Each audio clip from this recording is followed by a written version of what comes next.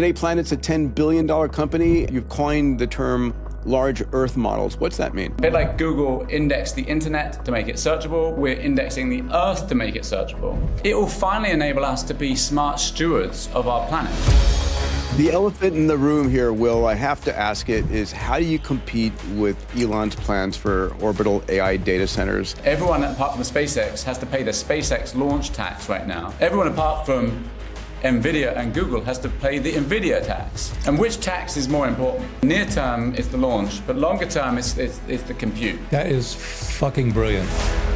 Our next story should keep the US labs up at night. It's a Chinese model called GLM 5.2. In some cases, matches or exceeds the top models from OpenAI and from Anthropic. This level of performance in an open weight model is absolutely shocking. You can burn tokens to get more intelligence, and the Chinese have figured out how to do it. The Chinese are evidently figuring out how to more efficiently, or at least more cheaply, reason. Now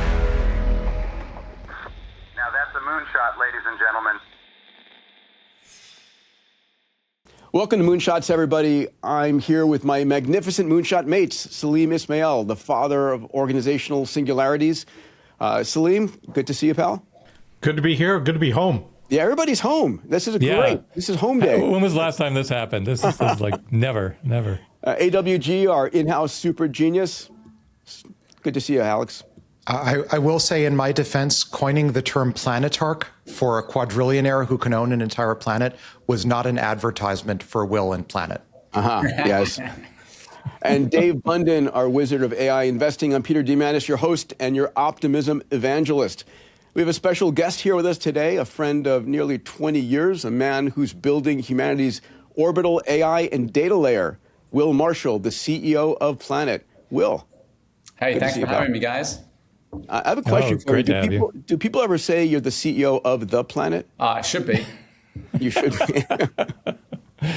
FYI, Planet is a public company. Ticker is PL. You can track it in real time as we speak today. Yeah. And as always, we got a packed WTF just happened in tech episode.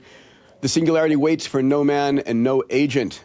We're going to kick off a discussion on Planet's push for large Earth models, their orbital AI cloud. We'll jump into Eric Schmidt's newest launch company, Relativity Space, and their upcoming Mars mission. We'll jump there from the AI talent reshuffling and President Javier Milei's provocative statements on AI personhood. Of course, Alex, I expected you're the one who influencing there, but we'll ask you behind the scenes. You think you're saying, Peter? You think I'm pulling Javier Milei's strings for AI personhood? I think you're influencing him.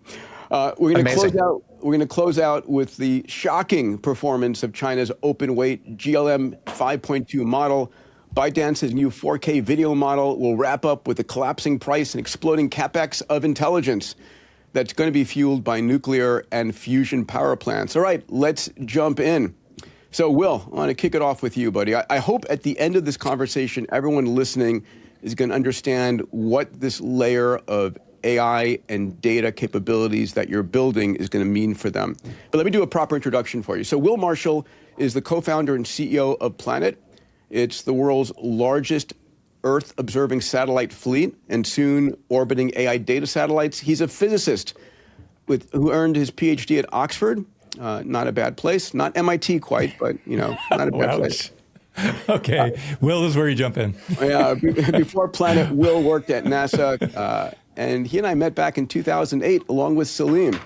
Today, Planet's a $10 billion company, and following up on your point, Dave, I looked at the ticker, Will, and a 450% increase in the price over the last year. That's extraordinary. Pretty amazing. Will is operating 200 satellites in Earth orbit today, generating 25 terabytes of imagery every day. We have two major stories. The first is about planetary intelligence. The second is about Project Suncatcher. So, Will, let's kick it off, buddy. Let's talk about what you're building with planetary intelligence. You've coined the term large Earth models. What's that mean? Yeah, well, planetary intelligence to me is sort of a next era in machine intelligence. And it's all about building models of the real world. And of course, AI models are only as good as the data set they're trained on. And we have gobs of real world data. I think of it in two phases. The first phase is combining planetary sensing, which is already in space for all the obvious reasons. We've been doing planetary sensing in space, with large language models to what I call large Earth models, which is wrapping up not just the text of the internet that's embedded in LLMs, but all of Earth data, so that you can ask physical questions about the real planet. And the second phase, in big arc terms, is putting the compute up next to the sensors into space. And we're doing that too. That's a bit further out, but that sort of leads to phase 2 of capabilities in this world. So we're mainly focusing on the phase 1, which is pulling all of our Earth imagery data into models such that you can ask questions about the physical world. I liken it to LLMs, of course, know all about the text of the internet, about human knowledge, incredibly versatile about it, can answer questions about deep areas of physics to anything pedestrian and anything in between. But they only really know about the theory. It's very abstract, right? What they don't know about is how the real world is behaving. So liken it to somebody who's been stuck in a library. They read all the books, but they've never looked out the window. Maybe they've looked out the window, they certainly haven't gone outside to see the reality. So they're limited to questions about theory. We are adding sensor systems to LLMs to enable them to upscale to these large Earth models that enable us to answer real-world questions. Whether you're a farmer, a journalist, somebody interested in national security, you want to know about the real world, and that's where every European government. You forgot to mention. $1 billion plus contracts with every part of Europe, every government. Well, exactly. I mean, everyone who can't afford to launch their own satellites. Absolutely. The governments want to see around the corner. They want to see new threats. They want to respond to disasters. And everyone wants to answer questions not just about the text of the internet. That's where all the large language model companies are going, all the AI companies. Demis has talked about this, Dario has talked about this. The next scale models are going to be real-world models. And for real-world models, you obviously need real-world data. And Planet has 3,000 images for every point on the landmass of the Earth over the last 10 years, documenting every day. It changes. So you basically have a huge stack, it's 150 petabytes of data, a huge stack of information about the real world and how it's changing over time. We've said before, like 8 years ago, I did TED Talk talking about how we're a bit like Google indexed the internet to make it searchable. We're indexing the Earth to make it searchable. It's just that large language models are making it way faster to do that. And so now it's just unleashing all of this potential laden in Earth imaging data, not just ours, but the whole field. Well, if I wanted to pay you to take 1 point on Earth, Peter's house, say, and stitch together those 3,000 images you collected over 10 years and turn it into a little movie, could I buy that from you? Yeah, sure. I mean, it's getting easier and easier. Historically, most of our users have been big entities, NASA has used it, the National Reconnaissance Office, the intelligence community, huge agricultural companies like Bayer and Syngenta and hedge funds in New York and so on, and lots of and Will, myself, I've purchased data from you in the past. Have you really? For what? You can purchase it via API. Yes, you can. Yeah, but typically, you're unusual, Alex. Most people can't get much value out of it because processing terabytes of satellite imagery has been too hard. Now, AI comes along and just shortens that gap right there. So you can just ask Gemini or Claude, hey, find me images from Planet, tell me how my farm field has changed over time, how can I improve that next year, how can I improve it today, what do I need to do? And it will go off and do that analysis and come back to you with just the answers. And you're one of the few, if only, correct me if I'm wrong, Will, like you're the only or one of the only vendors that actually offers high quality historical imagery. If I specify lat-long coordinates and I want a bit of historical imagery of different types, you can offer that via API. We're the only company in the world that images the whole world every day at high resolution. So basically think of it as the Google, if you look at the Google Maps satellite layer, but that layer is maybe 3 years old, sometimes 1 year, sometimes 10 years, but a couple of years old, let's say.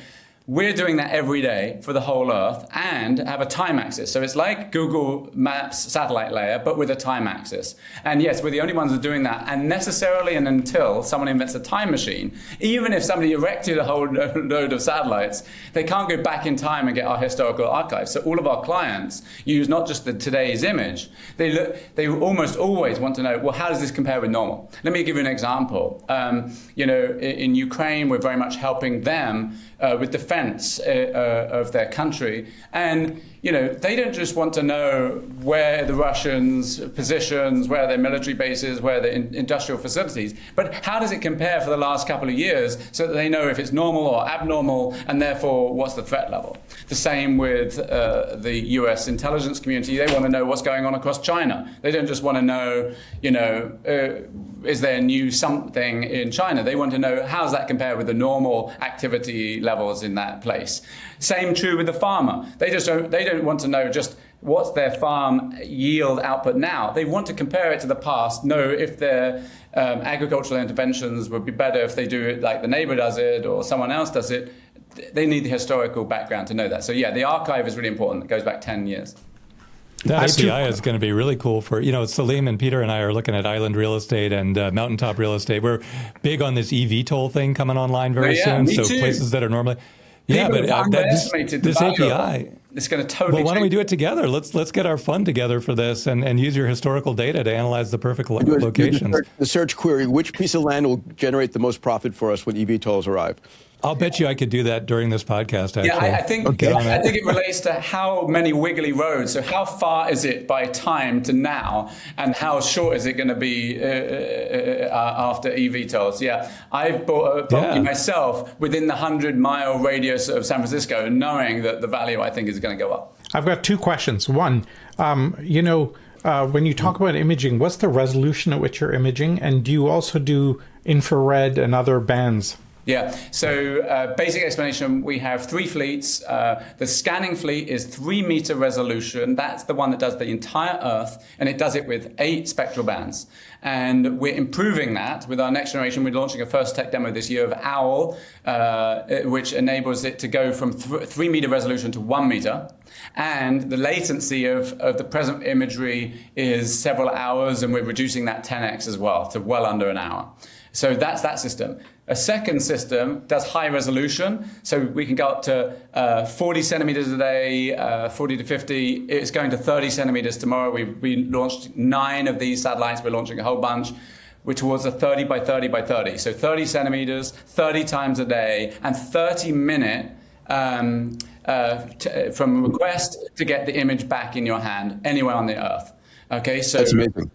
So that time axis is being shrunk, and that's for 30 centimeters. So each pixel is 30 centimeters across, so about a foot in stellar units. And then we have a hyperspectral imager, which is the first and most sensitive one in orbit, according to JPL, who we built it with, which has 400 spectral bands. So this is like the human eye has 3 RGB, red, green, and blue. It has 400, and that crosses from infrared to ultraviolet,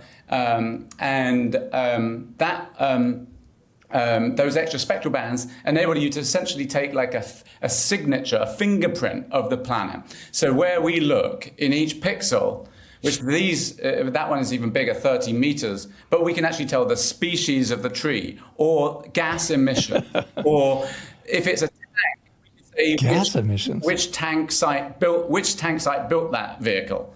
Because it turns out the paint is slightly different from each location. I mean, incredible. It's like the signature fingerprint on the Earth's surface. By the way, I know that you're busy, and sometimes these episodes run long, and you don't have time to listen to the whole episode, or if on occasion you miss an episode. I now put out a moonshot summary on Substack, which includes a link to all the stories that we cover. The weekly recap covers what I and the mates had to say, what we think is most important, and what we're most excited about. And it's free. You can subscribe at diamandis.com/metatrends. That's diamandis.com/metatrends. All right, now back to the episode. Why hasn't anybody done this, Will? I mean, I don't think anybody's close to the fleet that you've built, and you bought part of your fleet from Google early on. I'm just curious. Peter, are you sure you don't mean why hasn't anyone in the private sector done this? That's what I mean. Yes, the private. I mean, obviously, defense has. How many defense imaging satellites are in orbit right now, you think? Well, it's technically classified for the U.S. government and probably. You can tell us. No one's listening. But roughly, roughly like half a dozen really high resolution ones, and they have much higher resolution than we have, more than 10 times or so. Yeah, they're like higher resolution, but golf ball pixels, yeah. But that that has a trade-off of coverage. So they have even less coverage than we do. In fact, not just a little bit less. We cover about 200 million square kilometers every day. The Earth's landmass is about 150 million square kilometers, so a bit more than the Earth's landmass every day. They probably cover less than 1% at anything like that resolution. So probably much less than that. I mean, for the entrepreneurs listening, it's important to realize Will started this with Robbie and his partners by launching a phone into orbit, PhoneSat. It was a crazy idea. You got in trouble for it. It worked. You got Steve Jurvetson's attention. He came in as a major investor, and it's kicked off a $10 billion company. It's extraordinary. Thank you. Well, it's been quite a ride, and as you were saying about the stock price, right now it's a rocket ship, and part of the reason is this AI piece, because the AI piece is lowering the barriers to entry. I think we're going to, and it's just at the very beginning, I think we're going to see this massive takeoff. I've said before, space and AI are getting married. Like. A lot of people understand how AI is affecting every discipline, and it is, right? It's affecting every sector. But space is one of those unique sectors that's producing gobs of data, and therefore space is actually important for AI as much as AI is important for space. So, like, AI is not just eating space as a sector, like it is eating almost every sector. Actually, space has something to offer it, because all the AI companies, as I said, are trying to build these physical world models. For that, they need real world data. Space comes along. AI is useful for space because it makes value extracting out of all this data much easier for those smaller organizations. But at the same time, it gives AI something it really didn't have, which is this information about the real world. And all they're trying to do is help people answer questions about the real world. Again, let me give you an example. The farmer going onto an LLM right now and saying, hey, how do I improve my crop yield? The LLM will say, well, here's all the theory of agronomy. But he doesn't know shit about his or her field and how it's doing today, how it compares with yesterday, how that compares with last year, how that compares with the farm next door, and therefore what they can do about it. How's the soil doing? How's the water content? How's the agriculture? And we can tell all that and help the LLM answer that question. Or take the journalist, they're investigating some flood. They don't want to know the theory of a flood. They want to know how's that flood doing today in that village, and the emergency response people need to know where to go. So basically, real world data is going to come into these AI models, and that's going to enable them to be 10 times more powerful than they are today. So many questions, Will. I'll start with the simple ones.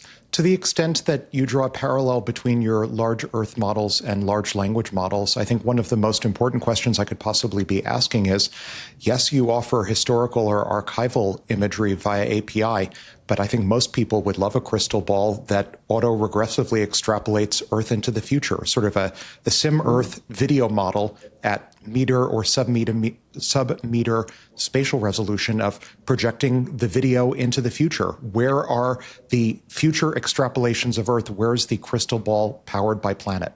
I think it's coming. It's very exciting. One step at a time, so we focus first on retroactive analysis and how AI can open that. But already the predictive analysis is coming to the fore. Obviously, AI has been very good at tokens and guessing the next token. That's what AI is doing when it's guessing the next, giving you text output. It's each time guessing the next word in the sentence, and it's doing a very good job and coming up coherent answers. So obviously with 3,000 images, you could easily ask it, guess the next few images, i.e. guess what's going to happen next. We already just started this. Some people, you wouldn't be terribly surprised, are interested in us tracking data centers across China. So we loaded into it all the data centers across the entire US, which had to be registered. Then we showed it looked back through the imagery of their development. tracked that, and then extrapolated that model to China and said, go find all these things in China and track their development. But it also got really good at predicting, based on the US data, when it would complete. Like within a few days, it could guess, like way out, when it's going to complete. Because it has taken into account all this construction information in the nearby region and various other things. So now it turns out this model is pretty good at predicting when data centers will be complete. Lots of people are interested in that right now. So that's the kind of thing. That's the first time I've seen it really work like you're suggesting, Alex. Really the very beginning, but I think we're going to get there relatively quickly just because the nature of the tech is sort of already can do that out of the box. But surely you have enough data, stop calling me Shirley, surely you have enough data to be able to take everything that you already have and pre-train an autoregressive video model to extrapolate the Earth at the pixel level into the future. Do you feel like you have enough data to do that already? I think we do, yeah. Have you done it? No. But I think it's Why have you not? Because I think you are the only entity, perhaps in the world, with the power to build an honest-to-goodness crystal ball. Yeah, I love the vision. Yeah, again, I mean, we've been doing this in some bespoke areas, but the main thing has been looking backwards because already there's, we believe, $100 billion market just in the rearview mirror.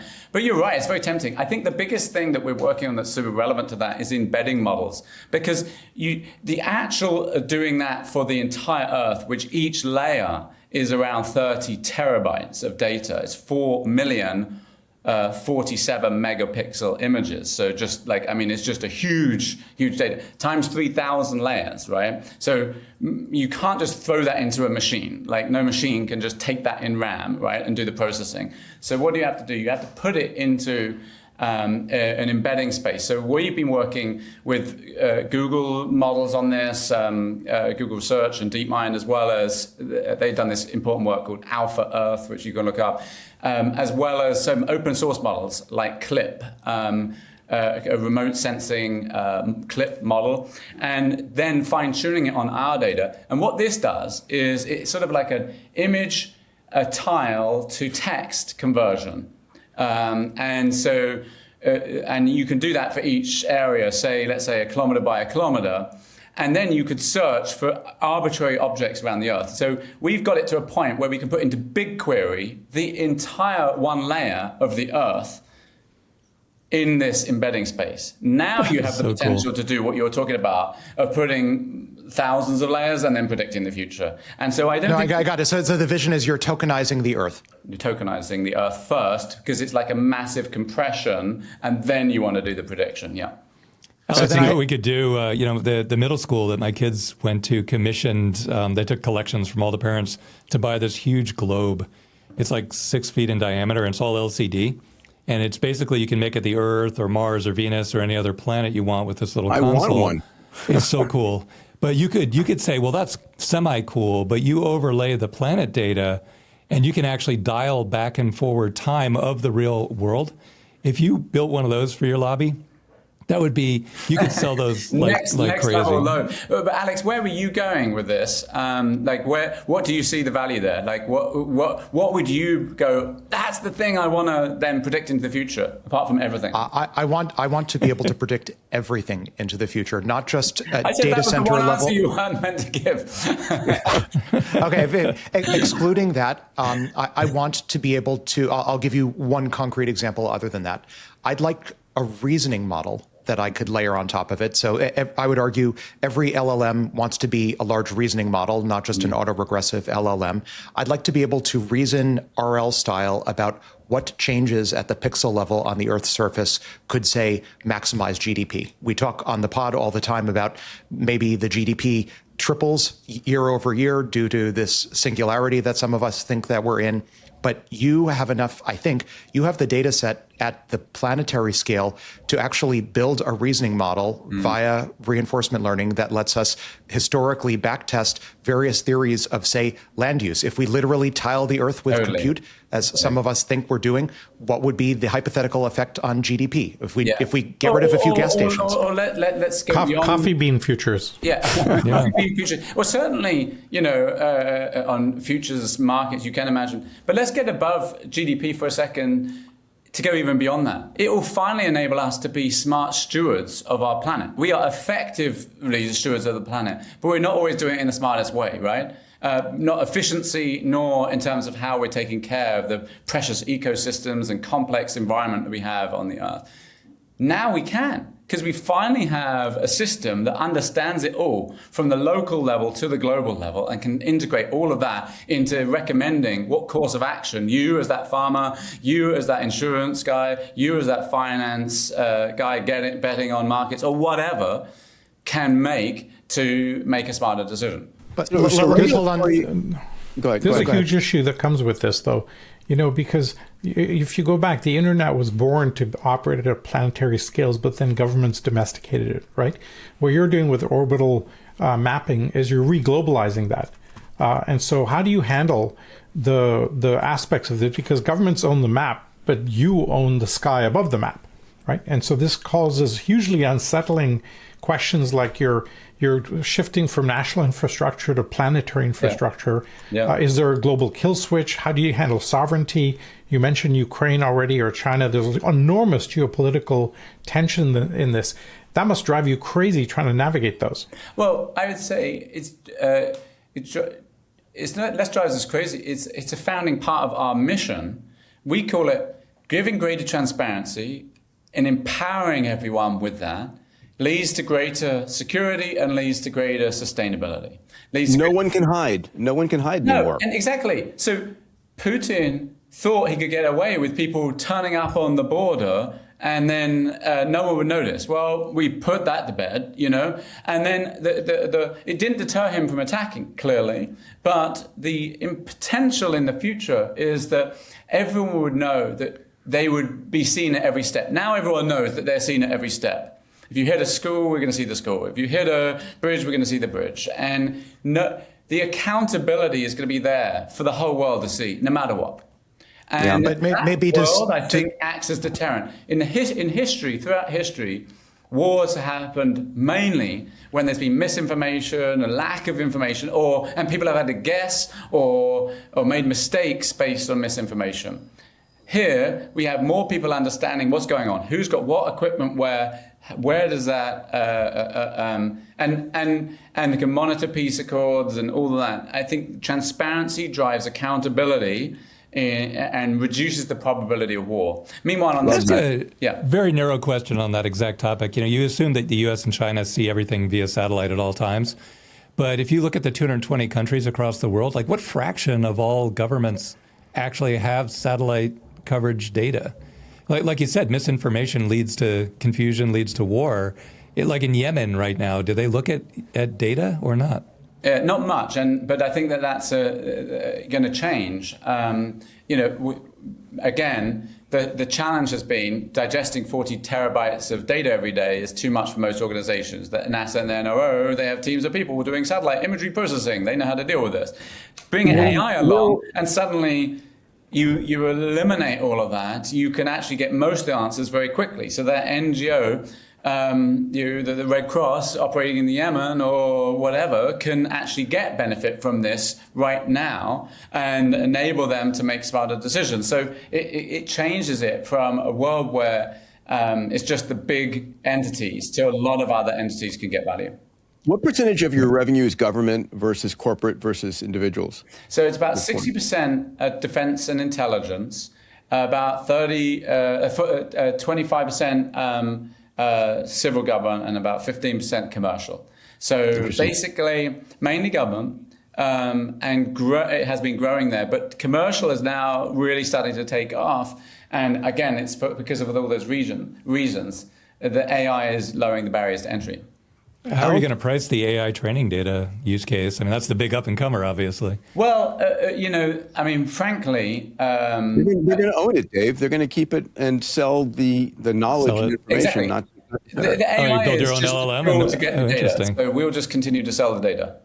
So if OpenAI calls and says we want to use it, you're going to say no, or are you going to say no? It's $1 billion. OpenAI can call our MCP server, and off you go.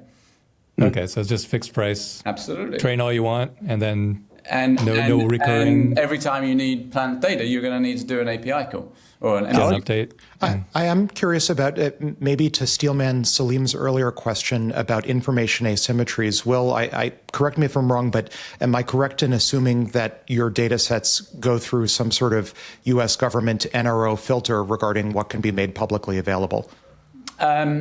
Not exactly. It's a bit more nuanced than that.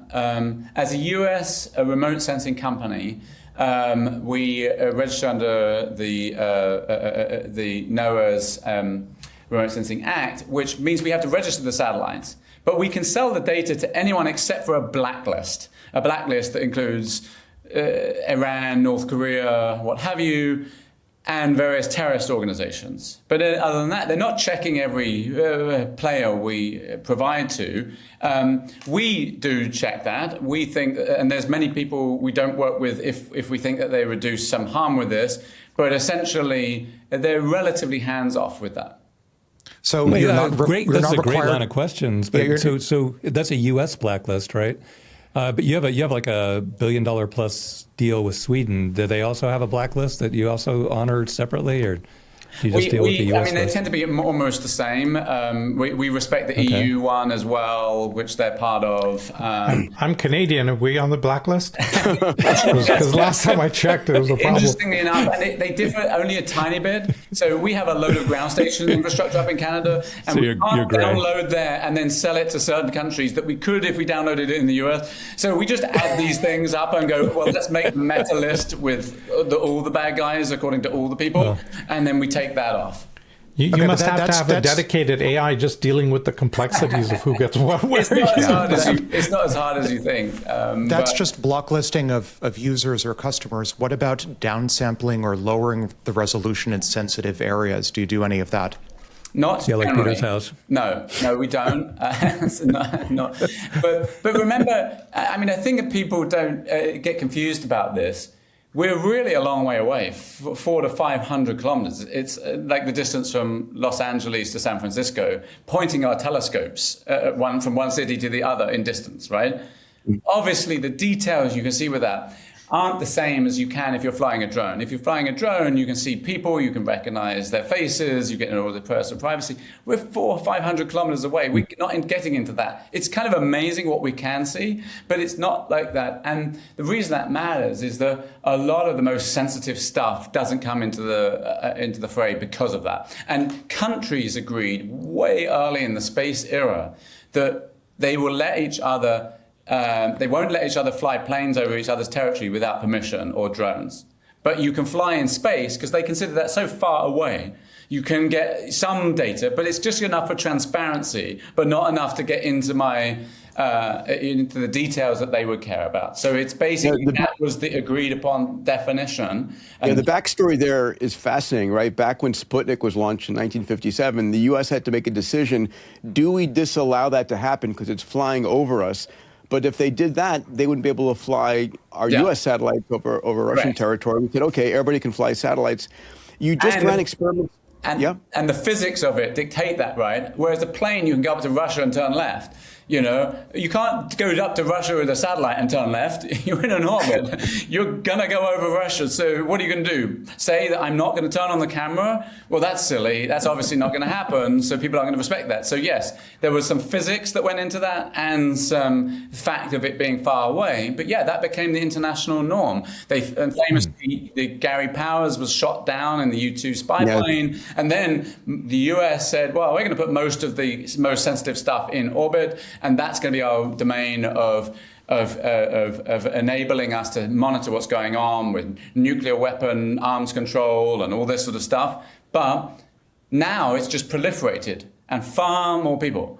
People now can get through Planet what took the entire CIA and NRO infrastructure a couple of decades ago, and they can get it for a tiny, tiny fraction of the cost, right? And in some senses that we can do things that no one's able to do, like the daily scan. They've never done that many satellites. So they've never had that sort of global coverage. So we can do things that they can't even do. And the fact that that's now possible for private enterprise, that has completely changed the game. So you historically have always brought the data back to Earth and done the crunching at the data centers on Earth.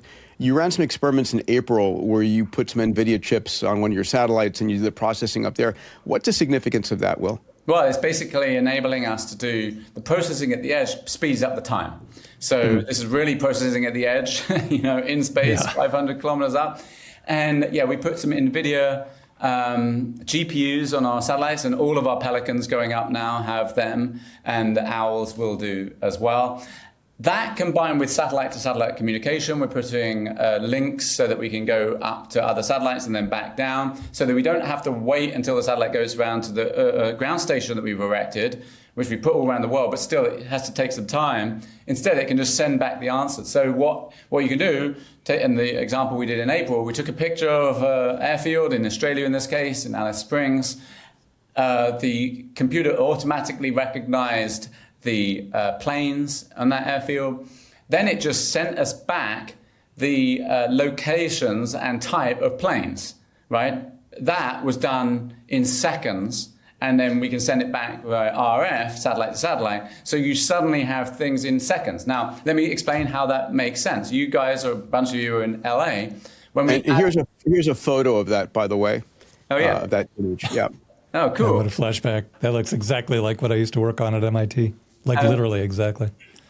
And time really matters for a number of applications. Just think of the fires in LA, Palisades and other fires. We gave images within a couple of hours of those fires, and then we did analysis building by building, which buildings were affected, where should the relief operators go, the American Red Cross, Cal Fire, and where the water was located. And how to... had we been able to get that in a few minutes rather than a few hours, could that have saved lives, Could that have saved properties? Potentially. Time really matters. So this is all, processing at the edge is all about time. It's going from hours to minutes. Can you give us some geeky numbers on that? Because you got a couple thousand, in the Pelicans, you have a couple thousand frequencies of light coming in. So the data must be astronomically huge, just the raw feed. Mm-hmm. And then, the NVIDIA chips will have no trouble compressing that down. But then you have limited bandwidth coming down to the Earth. Yeah. So what are the rough numbers? Well, I know the numbers based on our Dove satellites. They take 8 frames a second at 47 megapixels, so that we can get, for each area on the Earth, 8 different spectral bands. And then within about a second, the satellite has already gone past that area. So basically, you would just have to start again. So it just goes 8 times a second to get 8 spectral bands for each area of the Earth. And each picture is maybe 35 by 20 kilometers in area. So just imagine that going all the time, clipping along. All the time it's in daytime over land, which is about a seventh of the time that it's... and then the rest of the time it just repowers its batteries, if you like. It does some over ocean. And Pelicans more also turning to shoot to specific targets. So because of that, you have all this time when you're not taking images, which actually gives you more... if you like, buffer to send it down.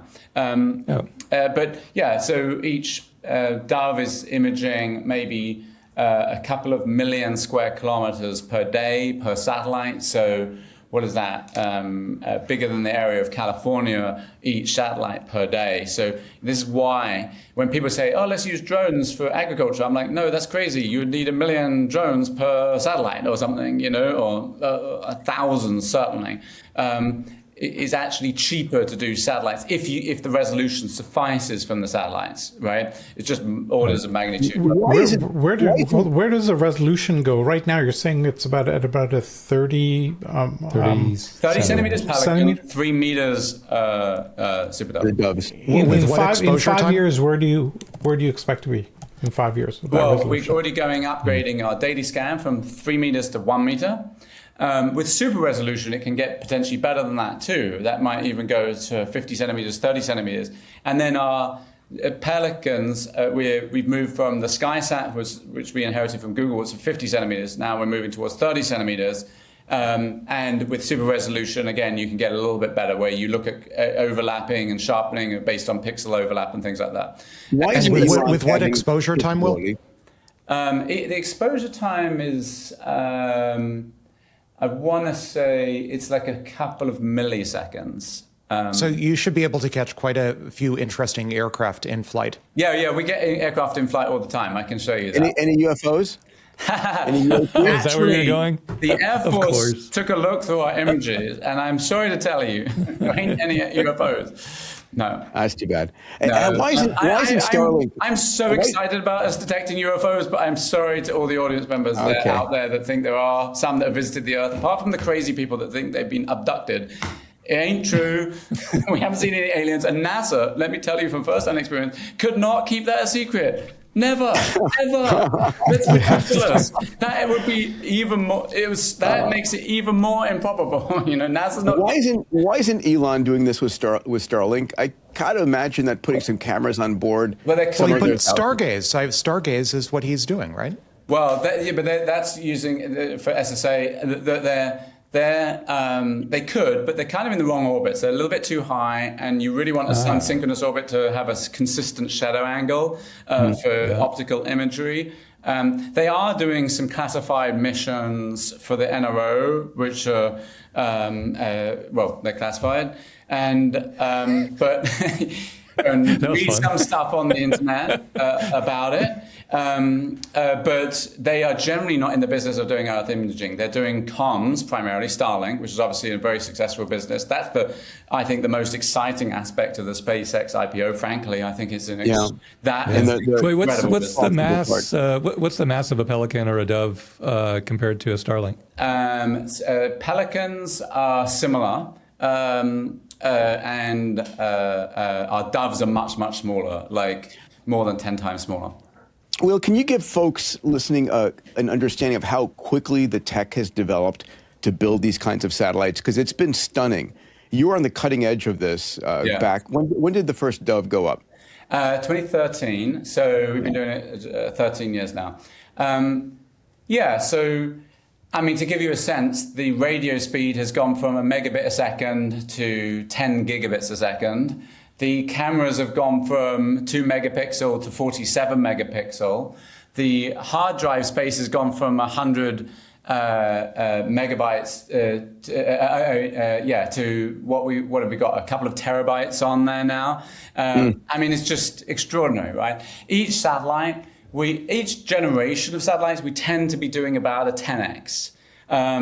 So our Dove to Super Dove went from 4 spectral bands to 8 spectral bands, and from a 29 megapixel camera to a 47 megapixel camera. So if you add that up, that was about a 5x increase in data per satellite for a similar cost per image. So it's like we're talking about significant. An owl, our next generation daily scan, going from 3 meters to 1 meter. That's 10 times more data, or 9 times more data, right, roughly.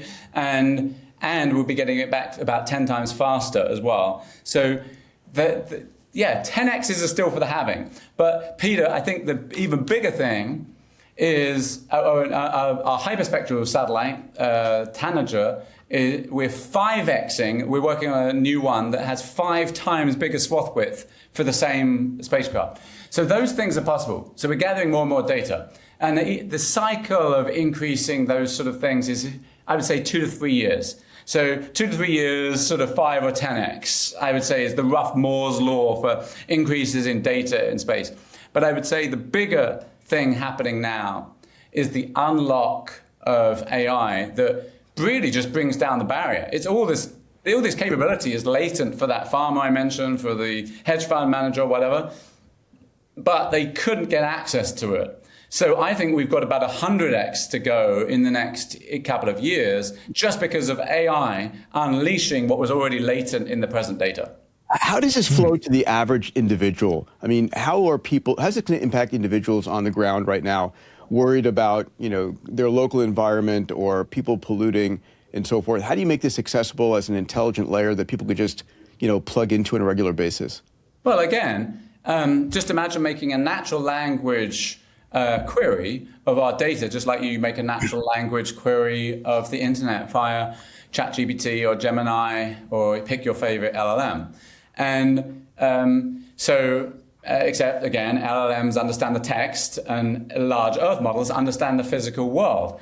So can answer that question for that farmer, how's my field doing? What should I do? What precision? It could say, well, you've got blight over in this corner. You should put some fertilizer over there, do this. And the journalists can do their checks on some event happening around the world. The civil government responding to that flood or permits can just say, hey, here's my list of permitted buildings. Tell me which buildings have been built that don't have a permit. And it can go look at the last month, find the images, find the buildings, check against that, correlate against that list, and then tell which ones have and have not got permits.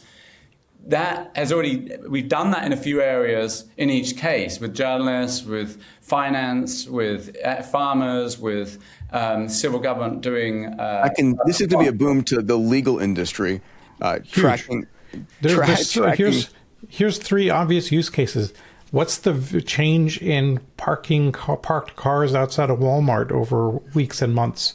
Okay, right? Salim, that's the cliche, right? This is the cliche use case for folks purchasing Planet imagery to trade stock prices based on parking lots. But shipping and knowing where ships are, there's rogue fishing ships all over the world that are a nightmare right now for the fishing populations. Right? Commodities, right? Agriculture commodities, soy, wheat. But as the resolution gets better, if I live in Manhattan, or is there a parking spot on my street that I could get right now? Exactly. I want that for sure. And that one, and also, is my teenager sneaking out the bedroom window at night? We have 1 meter or 1/3 meter resolution here. We'll get there. But I guess, yeah, it's obviously your kid if it's your house. But more seriously, Will, I think you are in possession of a data set that could be GDP maxing. How much of that analysis are you doing in-house versus externalizing to partners like Google or others? Did you just say GDP maxing? I said GDP maxing. I just coined GDP maxing with 2 X's. Yes, I do think, we have hedge funds that are using our data right now. We're not doing that internally, but we have some hedge funds who will go undisclosed because they don't like being disclosed, but we have some. And we think that they are getting significant alpha on our data, which we are happy to take a part of. In the future, I do think there's to be more, but again, I would take it up a level. I think GDP maximizing is one thing, but life flourishing is an even bigger thing that we can do this way. And we are super inefficiently using the earth right now. Super inefficiently. Agriculture is terribly inefficient, for example. Yeah. There's 10x's for the halving all over the place in agriculture. Let's go fix that. Abundance, baby. Yeah. Let's turn to Dyson swarms. I want to get to Dyson swarms. I have a quick technical question before you get to the theory. Yes. You've put NVIDIA chips onto the satellites. How is the cooling being handled? Oh, that's relatively straightforward. We can talk about compute in space more generally, but we've been dealing with chips that are obviously hot and need to cool off for decades in the space sector. There's no magic here. You can't use convection or conduction as you do on the ground. They're either air-cooled or water-cooled with physical touch. In this case, they have to be radiatively cooled, so you have a radiator.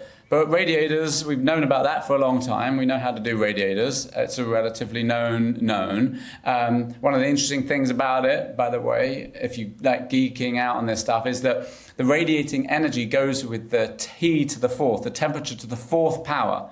So basically, if you're a black body, which is you're close to. So if you double the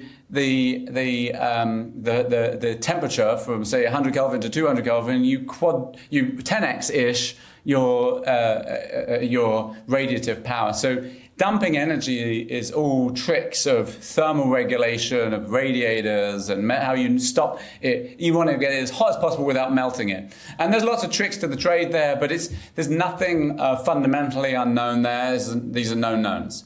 All right, I'll second that, Salim, and say you want to aim in the direction of the cosmic microwave background whenever possible. Absolutely, the 4 Kelvin of space. So you want to point your radiators at the dark. All right, let me take some notes on that one. Project Suncatcher. Let's jump into this. So you're putting TPUs for Google in orbit. You're building an early version of the Dyson swarm, Orbital AI compute. Can you tell us what you're doing there? I mean, obviously everybody's thinking about Elon's data satellites. How do you compare? Are you going to get your launch? Have you been launching on SpaceX? We've launched 40 some odd times. 15 have been on SpaceX. We've launched over 300 satellites on 15 launches with SpaceX. They're one of our best partners. We love working with them. They've got it closest to a bus ride to space. I will point out that in addition to launch costs coming down, the biggest upheaval in space, I think I mentioned this last time I came on this podcast with you, Peter, the bigger transition over the last 10 years in space has not been the launch cost, it's been the satellite cost performance. It's been that miniaturization of satellites, both for Starlink and ourselves, and we sort of pioneered that. That led to at least 100x, if not 1,000x, in cost performance for each kilogram you put on the fairing. So the dominant thing that has changed to lead to all these large constellations of satellites is actually the capability performance of satellites, not the launch cost. But both add up and they make things better. Performance density. So tell us about Suncatcher. Exactly. So in our case, like how many bits do we collect per kilogram or per dollar spent, which is related to kilogram because of the cost of launch. So we've been launching a bunch with SpaceX. SpaceX didn't come up with this idea, I will point out. They only started talking about this after we announced our project, and we've been thinking about this for some time. And we're not the first ones either. Space industry has been talking about energy from space for decades and decades, and space-based solar power. And for many years, the idea is basically we want to put energy-intensive infrastructure off Earth where there's abundant energy, and where it's not conflicting with the incredible biodiversity and people's lives, right? So as Jeff Bezos likes to say, we want to zone the Earth, rural and light manufacturing, and put to space all the heavier intensive infrastructure. Now, people have been talking about energy in space for a long time, but the first and obvious easiest one is compute in space. Because whereas space saves solar power, you need to beam all that energy down. And how do you do that in a way without frying people's heads is actually difficult. Whereas putting compute in space, you get all the power advantages, but you only have to beam up the questions and beam back the answers. Well, we know how to beam bits. That we've been doing for a long time. Comm satellites was one of the first users of satellites.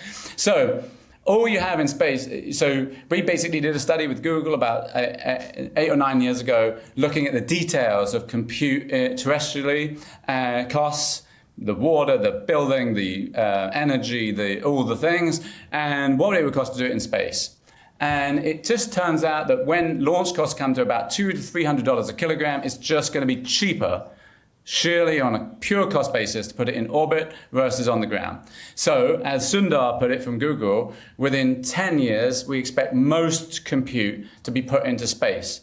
Now, that is a big deal because Google alone is spending $200 billion a year at this rate on compute. That's roughly the size of the entire space industry today, rockets, satellites, comms, everything combined. So Google is just going to do it, add up all the other folks that are going to do compute, and you've got a business that's bigger than the rest of the business, this maybe 10x the entire space industry today. So it's going to change the space sector. So we're doing some early tech demos for Google. When we did this study 8 or 9 years ago, Larry and Sergey were like, well, let's come back in 2030 when the launch costs come down to there. And I said, no, let's come back 5 years earlier because it's going to take us years to build the technology, to do the radiators, to do the clusters. So you have to have a whole lot of these you want basically a rack of GPUs on each satellite, and then you want clusters of spacecraft in close formation firing with optical links in between them. And all of that is a whole load of technology to develop. So what we're doing with Google, they selected us to build their first couple of satellites to test TPUs, radiation management, the cooling, the inter-satellite links. And so we're doing a couple of tech demos very early. It's a moonshot project. But the long arc is it's just going to be cheaper and has a peripheral benefit of not clashing with energy costs for communities, water for communities, or the biosphere. So it has lots of benefits terrestrially as well. Alex? We talk on the pod, Will, all the time these days about sun-synchronous orbit and Earth acquiring its own mini Saturnian ring, if you will, on a polar orbit. When do you think SSO-based Dyson swarms will become visible at night or during the day on Earth? What is your timeline? Is this like early 2030s? I mean, we've got loads of satellites in sun-synchronous, and you'll see them today in orbit if you look out just after dawn or dusk or just before dawn, when satellites are most visible. But most of these satellites will go into a dawn-dusk sun-sync orbit. That means they're 24/7 facing the sun. However, that also means that they're not going to be very visible because that's literally when it's still a little bit light outside, and it's going to be hard to see those guys. So actually, by the way, there's real challenges of interfering with astronomers on the ground, and we have to be careful about that. But this is at the best time to do it because it's not interfering with the deep, dark sky needs of astronomers. It's really in these other planes. So the short answer is it won't affect. You're seeing these rings. You won't see these rings of satellites because they're a long time to see the ring. I want my rings, but that's also at small numbers. Will, like it's a small numbers. Elon has FCC approval, I think, for 1 million of these AI satellites.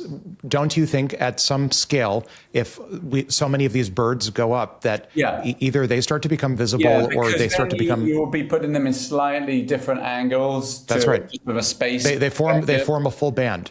That's right. You would put them at slightly different inclinations where you still have 24/7 sun or very close to it. Yes, you would start seeing that, but it would only be right just as it gets dark and just before it gets light. Like it would be like this funny ring effect. But later we may put them in other orbits as well. I don't know. They would have to be much higher to get the. How concerned are you about orbital debris? Well, we talked about, like, in Elon's S1, his number one risk factor on Starlink, which is their revenue, profit engine right now, was orbital debris. Being able to knock out a lot of capabilities. What about you? What do you think about that? I think space debris is a real challenge, and that's why we put our satellites below the area where that's challenged, which is 800 to 1,200 kilometers from the Earth's surface in altitude. So we put our satellites 400 to 500 kilometers to keep them well below that problem. Interesting. Kessler syndrome is already in operation and effect. But bear in mind, there's about 10,000 satellites in space of order, and there's about 100 million pieces of space debris. So about 10,000 times more objects in orbit are 10,000 pieces of debris for every satellite. So the vast majority of the problem, even if you put 1 million satellites up there, the vast majority, you'd have 99% of it is still not satellites. The challenge we have to deal with, I'm trying to point out, is debris. And that is mainly made up of all the small bits of stuff left over from former rocket bodies, exploded satellites, anti-satellites, and other things, which were done in high orbits and so could live there for decades. Now, when we were at NASA, Peter might remember this, we came up with a scheme under Pete Warden's mentorship of using lasers on the ground to sort of do traffic management of that debris. Because obviously with two satellites, you can move out of each other's way or any maneuverable. But most of the conjunctions in orbit are debris with debris. So what do you do about that? We need to stop the collisional cascade for those pieces. And for that, you can actually use lasers on the ground that gently nudge one so that they miss each other. You can do this sort of traffic management. We call it light force. A system like that could actually stop this cascade and slowly bring everything down, enabling this to... But the actual satellites is less of a problem as long as we keep them in low Earth orbits, and there's lots of space. Just to give you a rough order, even in this sort of sun-synchronous dawn-dusk orbit, there's about 1,000 times more space, just thinking very crudely, than there is on the entire landmass of the Earth.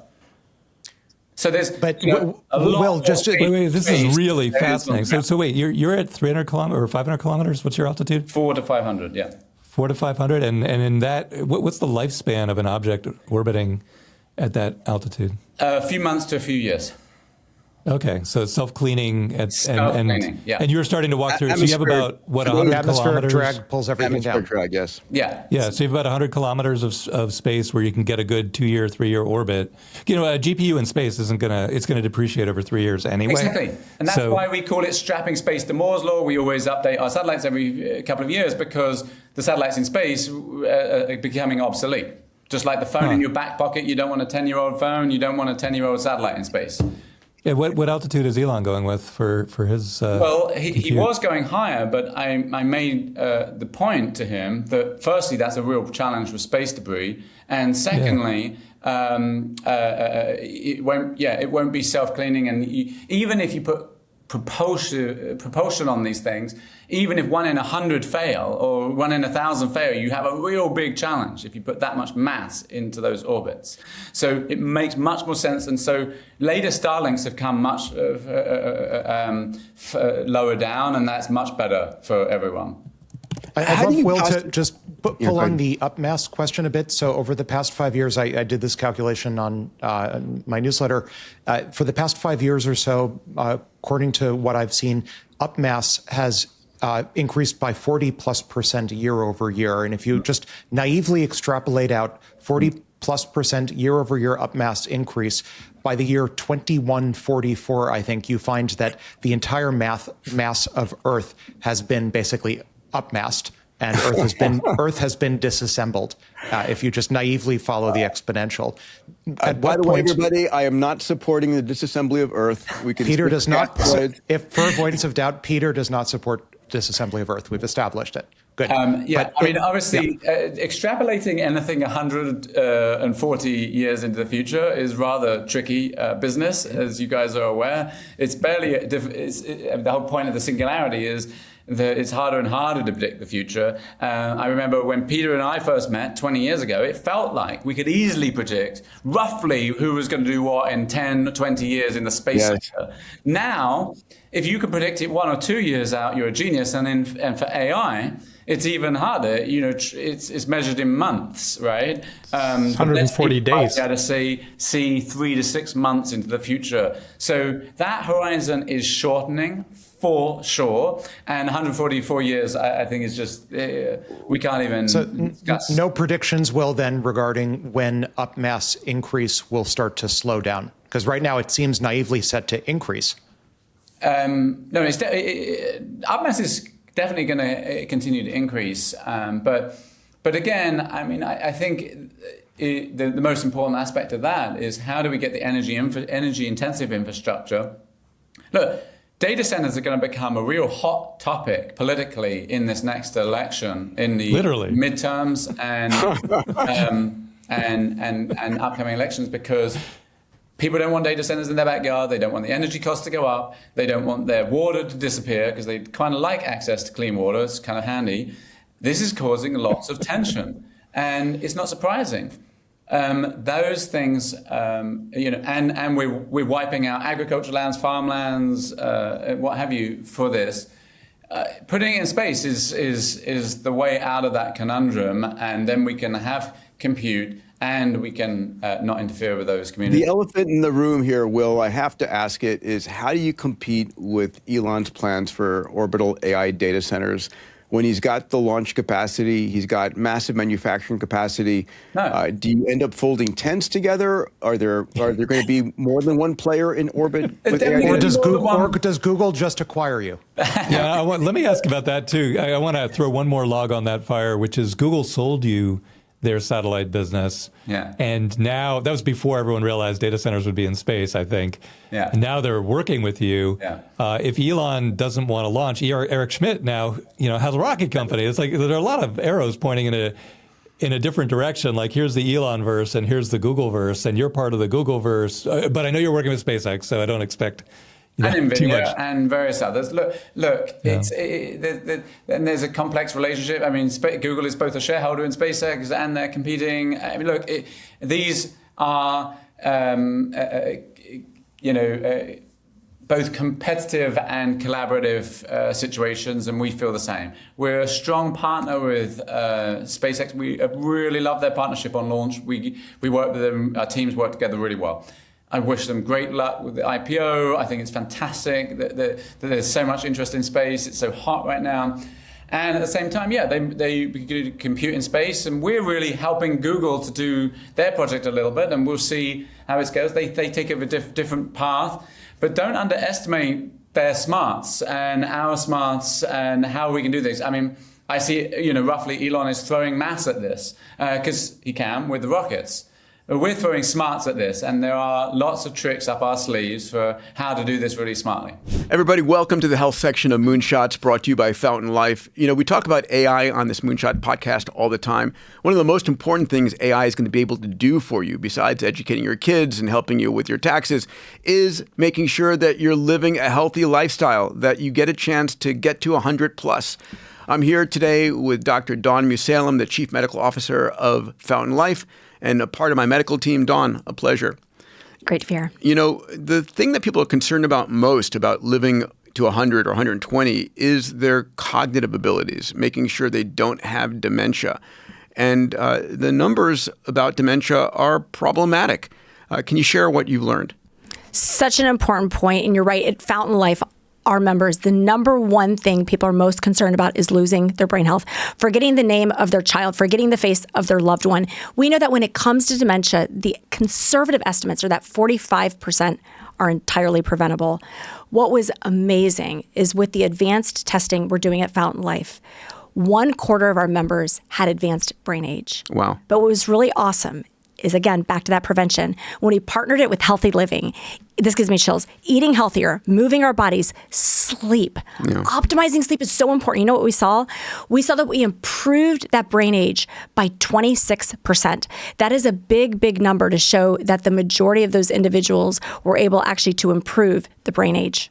And one of the things I love about Fountain is we're searching the world for the best therapeutics, the best approaches, and making sure we bring it to our members.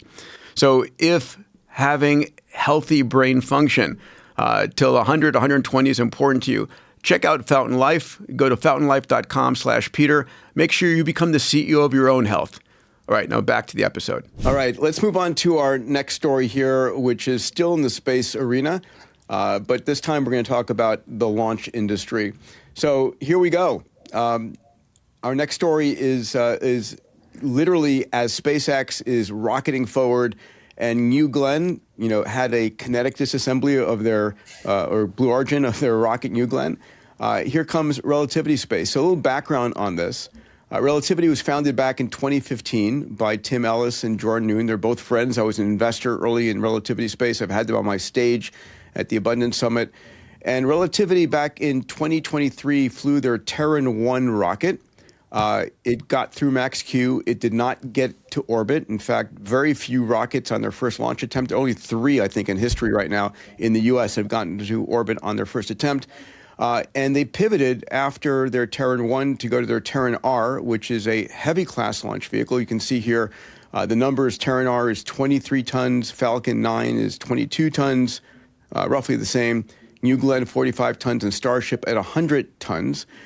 They missed their financing. It's really hard to finance space projects, especially rocket projects. And here comes Eric Schmidt, who is an early investor, comes in and writes the check to basically buy Relativity Space. And so here he is. Eric is the CEO now of Relativity Space, which blew my mind when he took that role. And they just announced they have gotten a mission from NASA called EOLIS. It's a Mars orbiter sensing mission with some communications capability. Any thoughts on this one? Will, do you want to? I've known Eric for many years. He's a very early investor in Planet in our Series A round, so all the way back to the very beginning. And Eric has a smart eye for business and a smart eye for technology. He's obviously relatively new to the space business, if you can excuse the pun. We obviously think the world of Eric and relativity has come a long way. And they had some of those financing challenges, but I think now with Eric as backing, I think it can go a long way. I'm very excited for them, and I hope we can launch with them. Yeah. Well, Will, this story is really interesting. So I didn't know he was a seed investor in you, and that was he still CEO of Google at the time? Yeah. And did they still have their satellite business at the time, or how did that? He was an investor before they bought Skybox, I think.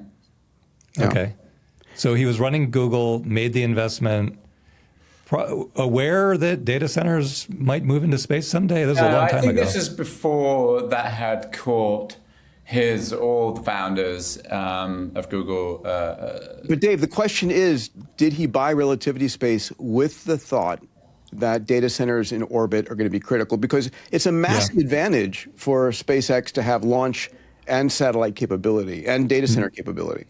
I mean, we interviewed him 4 times in the last year, Peter, so I'm really coming around to the view that he 100% knows and knew that this was the future. Because he said on every one of those interviews, I don't know anything about space, but I know a lot about people and I know a lot about companies. Well, he also knows a lot about investing. He's got to be one of the best in the history of the world. His vision is unbelievable, and he has access to all the information in the world. I didn't know he was a seed investor in Planet. So that's one other source of information that he has.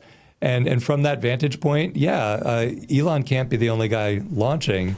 And Jeff Bezos is no dummy either. He's launching too. Of course, it's been a passion of his whole life. I have a relativity space question. When NASA was launching space shuttles, it was between 600 million to $1 billion per space shuttle launch. SpaceX dropped that down to about 60 million. And the plan was for relativity space to operate at about 6 million a launch because they were 3D printing the rocket engines, or big chunks of it.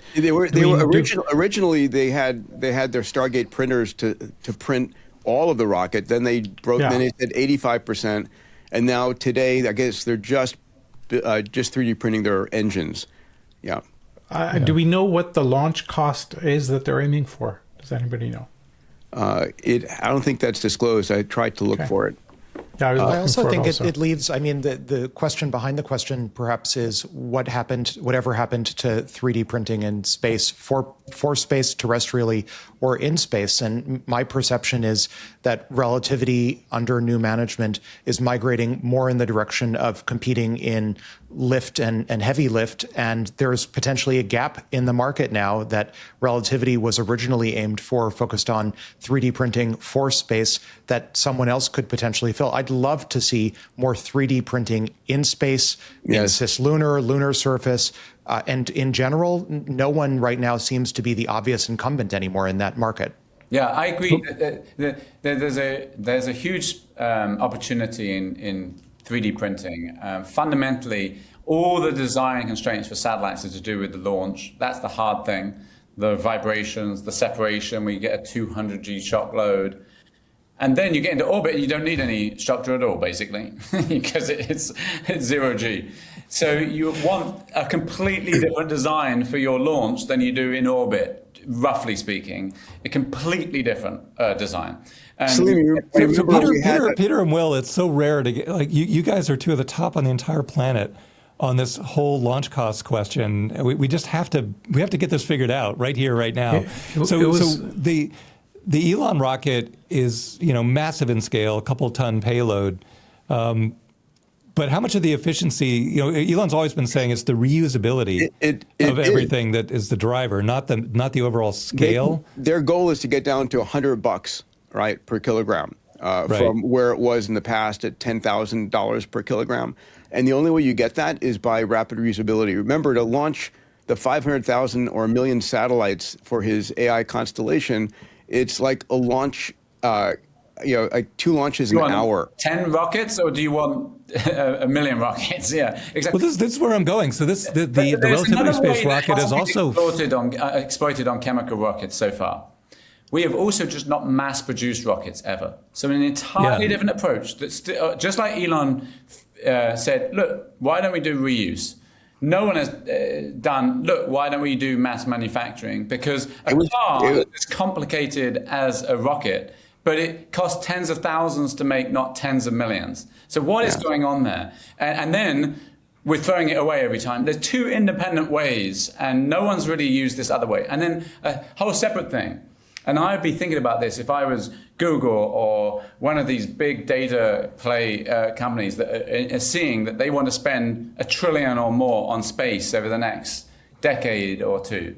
If I want to spend that much, I want to spend a few billion on novel launches, because to the point spin launch printing, let's just launch blocks of material and then 3D print it. Or as Elon's been talking about recently, rail launch it from the moon, because in just a sheer energetic standpoint, getting stuff from the moon to low Earth orbit is cheaper. But even from the Earth, which is the near-term easier one, spin launch or long shot or these kind of very different ways. No one's thrown $1 billion at one of those or a few of those and see if it can actually work. We've used chemical rockets because guess what? Werner von Braun figured out he could bomb London 100 years ago. Not quite. But, and then no one's invented anything since. Basically anything. I mean, even the reusability, that was cool, but no one's made a significant advance. We're stuck in the chemical rocket paradigm, and we don't need to be. There's a brief foray in the 60s and 70s with both with Russia and the US into fission power rockets, but then everyone got scared about that. But I think we need to revisit at this point that launch equation, because the way to get from 100 to 10 to 1 isn't going to be a chemical rocket. It's going to on this pod. There's also Peter. That's what I say to you all the time. You're concerned about the SpaceX launch monopoly, but there are many other launch paradigms that could potentially leapfrog. Space elevators with new materials, of course, and did the calculation on this pod. MGH and 1/2 MV squared in terms of total energy, and if you could buy it from space and winch it up and accelerate it, you can get the cost down for you and your spacesuit to $120. Skyhooks. I mean, wait. Let me follow up one more question, Peter, and you can tell me to get off. I'm really, really curious though, and you guys are the experts. So if I get fully reusable from relativity space, but it's a quarter the size of an Elon rocket, so there's got to be some economy of scale that comes with just raw size, which is why Elon pursued it. But they're still fully reusable. But now, as Will is saying, it's the manufacturing of thousands of these in an assembly line. But that's really what he's doing. The cost. But he's built a machine to build the machines. His goal is thousands of starships, maybe even more. I mean, if it's fully reusable, it's just the cost of the touch labor and the cost of the fuel, and the fuel is de minimis. It's free. It's oxygen and methane. So let's say that Eric is doing the exact same thing, because he will. Eric Schmidt is doing the exact same thing, but his rocket is a quarter of the total scale, a quarter of the payload probably. Is that significant? Because the launch costs aren't you're launching these very expensive, 72 cluster NVIDIA GPUs with all the cooling and the solar power and everything. That's an expensive piece of equipment. Suppose that Eric's launch costs are $200 or $300 a kilogram, not $100.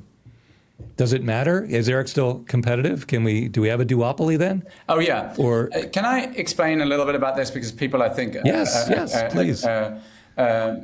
Misunderstand. It is not just about the launch cost. The launch cost is the biggest piece to get us to the threshold that makes sense. But thereafter, it's as much, I argue, probably more about the efficiency of the compute than about the launch costs. Really? Because the efficiency of the compute drives the amount of energy you have to dump, which drives the mass of the spacecraft. And that ends up being significant. So, for example, Google TPUs are significantly more efficient than GPUs in a flops per watt standpoint. That really matters, because all the rest of the GPU energy. So I like to put it simply. Whilst everyone apart from SpaceX has to pay the SpaceX launch tax right now, everyone apart from NVIDIA and Google has to pay the NVIDIA tax right now. And which tax is more important? I actually say near term it's the launch, but longer term it's the compute. So that is fucking brilliant. That is absolutely critical. Nobody has said that before. That's absolutely brilliant. More important than launch for this game long term. Mark my words. And that means Google, if the TPUs at just inference alone are significantly lower. And you saw lower energy use per inference. Correct. They choose the winner of space. Correct. And NVIDIA could have a play at this, but their GPUs are more general than the TPUs. The TPUs are more efficient. Now, obviously, Elon's trying to build his terafab, but that is a big, long-term project, if ever there was one. Meanwhile, Google has been investing in that compute for a long time, and they have efficient systems for leveraging that compute in ways that it will boggle your mind. I mean, people think of Google primarily as a software company, and they are. And when they gave us their satellites, we bought them. We were like astonished because we were like, oh wow, they really didn't know how to build and operate satellites. I mean, that is so brilliant. You know, Alex is always trying to find the data centers and networking and all of that. Google are the world's best at that. Don't underestimate how big a deal the infrastructure piece on the chips and the interconnects and the energy efficiency of all of that is. That turns out to be the biggest piece of this puzzle. Yeah. God, that's so brilliant. Alex is always trying to find the innermost loop of the innermost loop of the innermost loop. And so, right here, right now, that inference time power efficiency determines the winner of the entire thing. And everyone's writing off Google at the moment. They have massive defections of key talent. We'll see it later in this pod.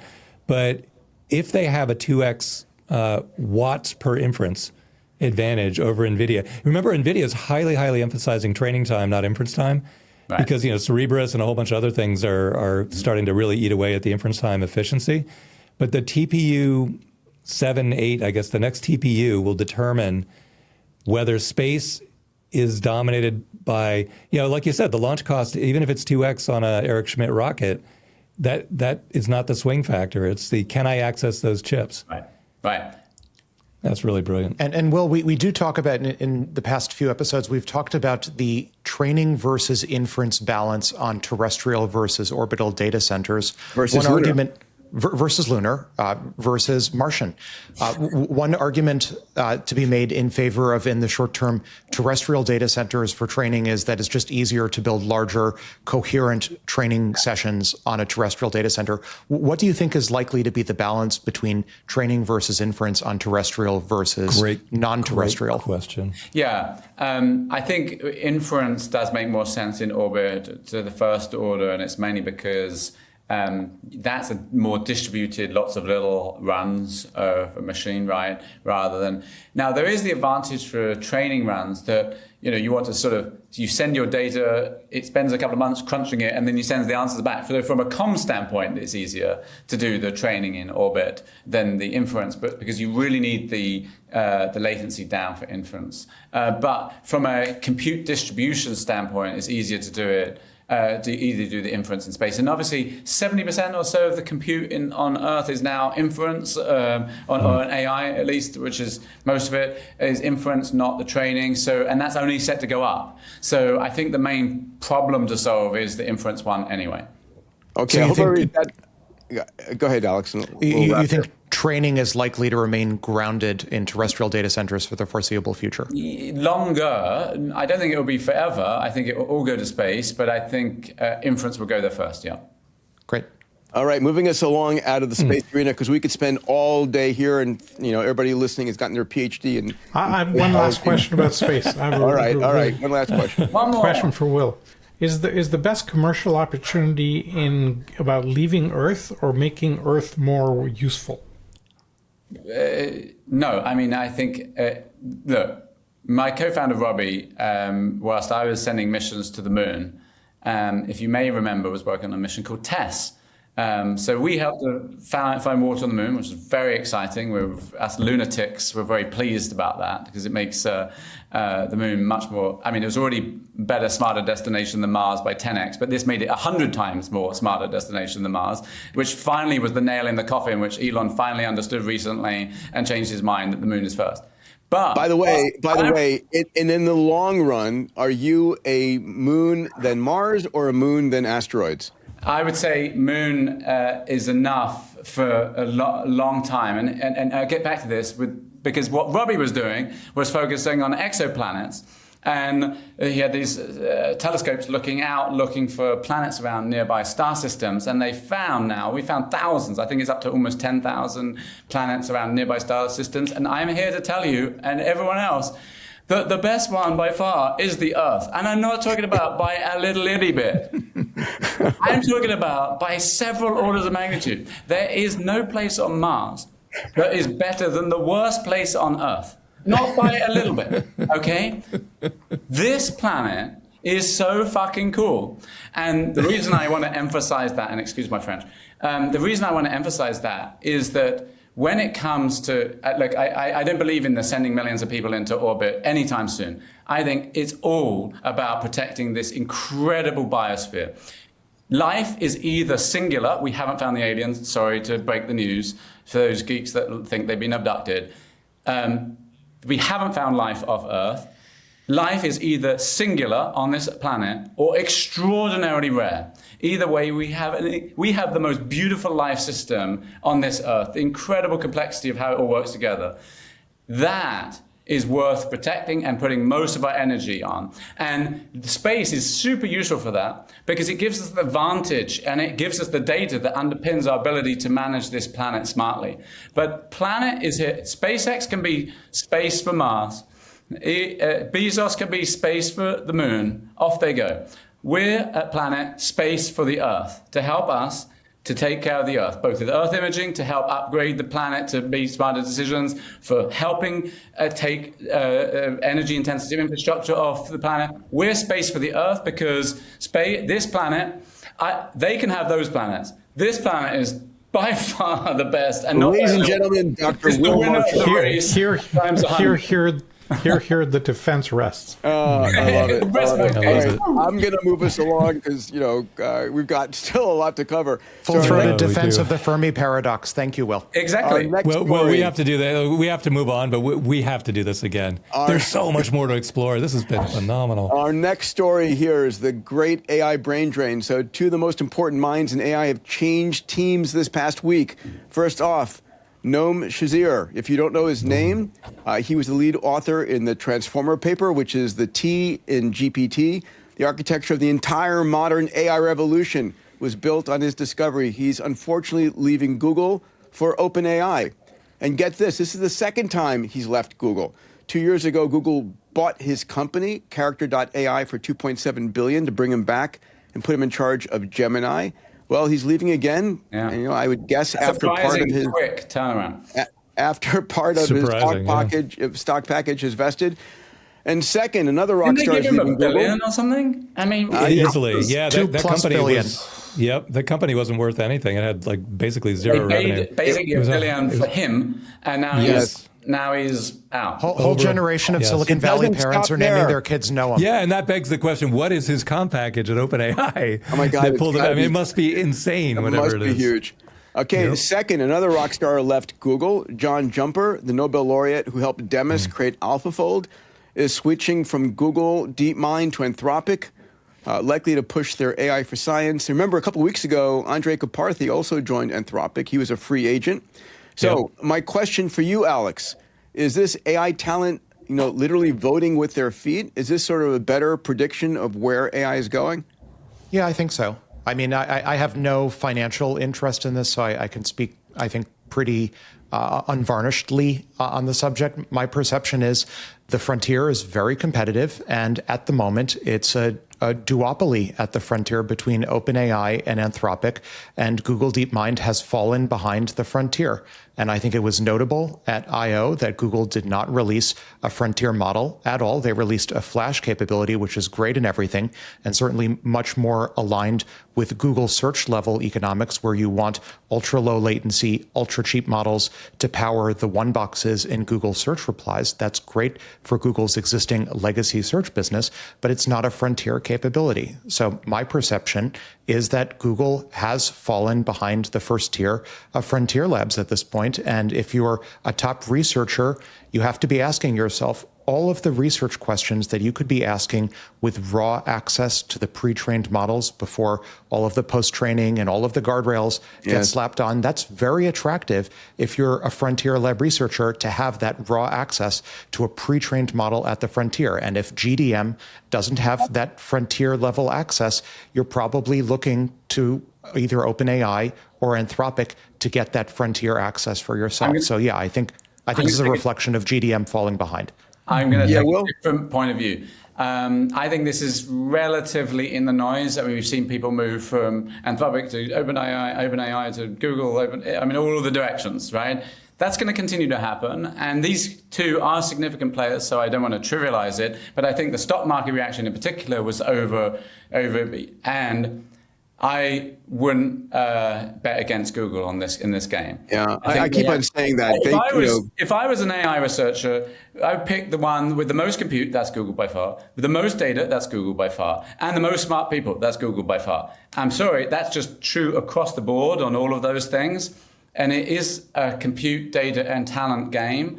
I think they did fall behind a little bit a while ago, but not now. I think the Gemini model is generically pretty good.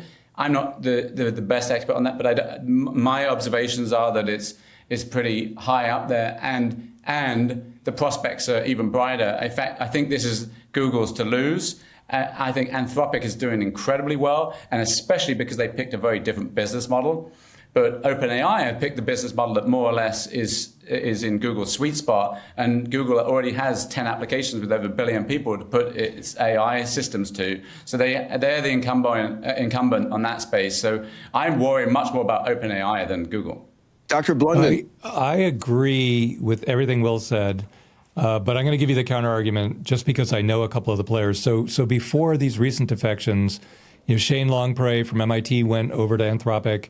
Tobin South from Stanford went over to Anthropic. Then Andrej Karpathy, as we just said, he was a free agent. All of these guys are singularitarians who believe that self-improving AI is exponential and almost instantaneous. And now you have John Jumper going over, and I don't know him, but you do, Peter. So I think that what's happening with those four people and a lot of other people is I could go to Meta and get paid a lot, but I'm going to miss the singularity. Anthropic, yes, they don't have Google's compute. Yes, Google has a huge advantage with the TPUs. But if I believe that Fable 5 is truly self-improving, it's crossed that line, and I can't use Fable 5 at all right now, but Mythos is what I really want, the only way you can be part of the singularity in world history is to now go join Dario. And I know that's the psychology of the first three, so it wouldn't surprise me if it's the psychology of John Jumper. And small advantages compounding exponentially, take off very rapidly. I can imagine the job interview. Come on in, let me show you what's behind the firewall. And it's like, oh my God, I've seen God. I cannot go back. And that is, I mean, this is publicly reported, Peter, that this is how Anthropic does its recruiting. Publicly available information that, as opposed to the way GDM does its organizational workflows, Anthropic reportedly puts a lot of its best people on a meet in front of the applicant or the job seeker and shows them all of this compute can be yours. Here is the raw access to the models with raw capabilities. I have a more mundane answer. One other thing this is not coincidence. If you look at Polymarket's prediction of Fable 5 coming back, it goes down a little bit every day. And so Fable 5 will come back, but it'll be a reduced version of what it was the first time it was out. And so, for the Polymarket to be true, it just has to be a product called Fable 5. And then that pays off. But that's even given that, it's coming down. The odds of it coming back by the end of the month keep slipping. And so I think Dario loves that the only way you're getting access to the best of the best of the best frontier self-improving AI is right here inside our building. And every week that goes by is another week toward the singularity that you'll miss if you're not part of my organization. I remember when I brought Ray Kurzweil over to Larry Page to meet him for the first time to make an investment in his company. Larry's point was, instead of me investing, the only place you're going to be able to build out your vision, Ray, is inside Google, where you have access to all of this unfettered. I can imagine it's the exact same point. John Jumper. I was saying to you, Alex, I'm amazed given Isomorphic just raised a whole bunch of capital. And they're focused on the biotech arena, that John, and I do know him, but that he would jump over to Anthropic, it's got to be that, Dario is just basically come and lead our bio, and you have access to unlimited compute far beyond what GDM had. The only thing I'd tweak on that, Peter, is that the recruiting pitch to Ray Kurzweil is, this is the only place in the world you can build your vision. And that was many years ago. Now the pitch is, the biggest event in the history of the world is imminent. The single biggest thing that's ever happened in human history is imminent. It's going to happen in one location on the planet. Our bet is that it's inside this exact building. That's why we have the Fermi paradox, and there's no other life in the universe. Or it's going to be everyone's benefit. And it's going to be awesome. That's the roll of the dice we are apparently just about to play. Salim, I was with Mike Sinnell, and he said, "What are you excited about?" I said, "I'm excited about the future. This is the most extraordinary time ever to be alive." And I do believe that we're living in this quantum superposition, and I think people need to have a positive vision of where we're going and manifest that future. Because if you don't believe it and you're, sort of steering towards the negative dystopian future, that's what we're going to get. So the purpose of this podcast for everybody listening is to give you a positive vision of the future, the hopeful, really optimistic vision. I think it's so critical. The Silicon Valley basically ran for decades on Star Trek, and we just don't have the modern equivalent beautiful future vision for that's what the Future Vision XPRIZE is about, right? And yes, exactly. We need those. We need the Neil Stephenson and Stanley Robinson and others to put out books on the future of AI and humans and how it can work together. Because right now everyone's Terminator, and it might end up a Terminator. Pissing me off. I'm so angry at Hollywood, right? Because we're shaping our neural nets. You can't blame Hollywood. That's what sells. It tickles your amygdala. It's why horror movies sell. I have to ask. I mean, my favorite sci-fi is Accelerando. What's yours? What's the best depiction of the future? I don't read a huge amount of sci-fi. I find sci-fact. I read Nature magazine every week because I find it so fascinating. I'm already threshold out. But I think some of the classics like Snow Crash and others really were incredibly good at depicting the time. One of our subscribers asked for another book corner, Alex, so I appreciate you asking this question. But I need to get my word in. I need to get a word in. I need to get a word in. The John Jumper and Noam thing, I think, is much simpler than all of what we're talking about. It really simply comes down to agency. Google is a big company with a lot of organizational drag. If you're an individual, you can make a much bigger difference in a smaller organization. Yes, they may have better models, etc. It goes all the way back to Peter in our 2014 ExO book. We said smaller beats bigger, right? Trust beats control. And we have this kind of rolling carpet of the smaller teams can outperform bigger teams. And the fact that you can do so much more. When Facebook launched, Google spent 2 years trying to build Google Plus. Yes. And it was a miserable failure because you had to get permission from YouTube and the groups and search. And we were trying to integrate amongst all of those. Meanwhile, Facebook was saying to their developers, anybody who's ready with their feature, just take it live on the live site and go. And of course, they were outperforming Yahoo, Google, everybody. And I think it comes down to the ability to get things done more quickly can happen more at the smaller labs. Plus, they may have access to the best frontal models. Yes, Will. I like sort of. I think your point's right. I think that sort of mundane factor could be much more, and that's why I was saying I think it is overblown what this particular incident meant for Google. But we'll see. But what I want to throw in is that, as you say, the small guys are going to make a big difference, and I want to make a pitch for how the space sector is going to play a big role in this AI future, and come back to where we began, which is, when a baby is born, they are not. They learn and become intelligent and ultimately self-aware and conscious by interacting with the physical world. They are not a brain in a vat, and they wouldn't learn the way they do without interaction with sensors and their physical actuators. AI at the minute, the LLMs are basically brains in a vat. They have absorbed the text of the internet, but they are largely isolated from it. They can't real-time interact with the physical world. They can't, not in terms of sensing nor actuators. And until they do, I don't believe they'll learn. So I actually think that physical data, and obviously planetary, in the big scale, that's why I talk about planetary intelligence, the big scale of planetary sensing is going to be done from space. The compute's soon going to go up there, as we just discussed, and that's really going to lead to planetary, and what that might enable us is to build towards planetary consciousness and planetary wisdom, because that waking up point can only happen when you start having that real-time loop. And so I think that these things are not unrelated.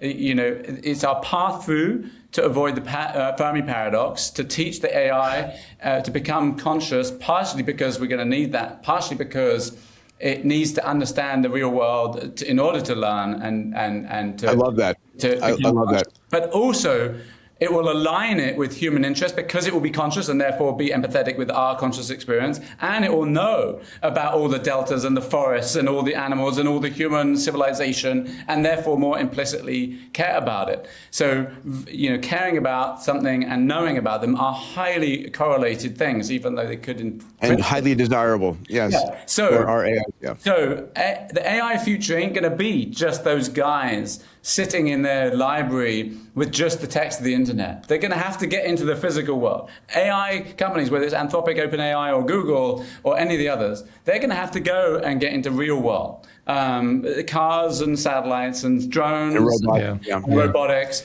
You want to hear something? They're going to graduate to the next level. We're going to need a leap of AI, and it isn't going to come from just throwing more compute at the text of the internet. It's just not going to come that way. So again, obviously I'm extraordinarily biased, but I think that space data is actually going to play a non-trivial role for that. Because what's the Wikipedia, the crystal of the LLMs, at the core is Wikipedia. It's like you're chatting with Wikipedia when you're chatting with an LLM. More than anything else, it's got the LLMs, is Wikipedia wrapped up. You want to hear something totally mind-blowing? Dave, go ahead.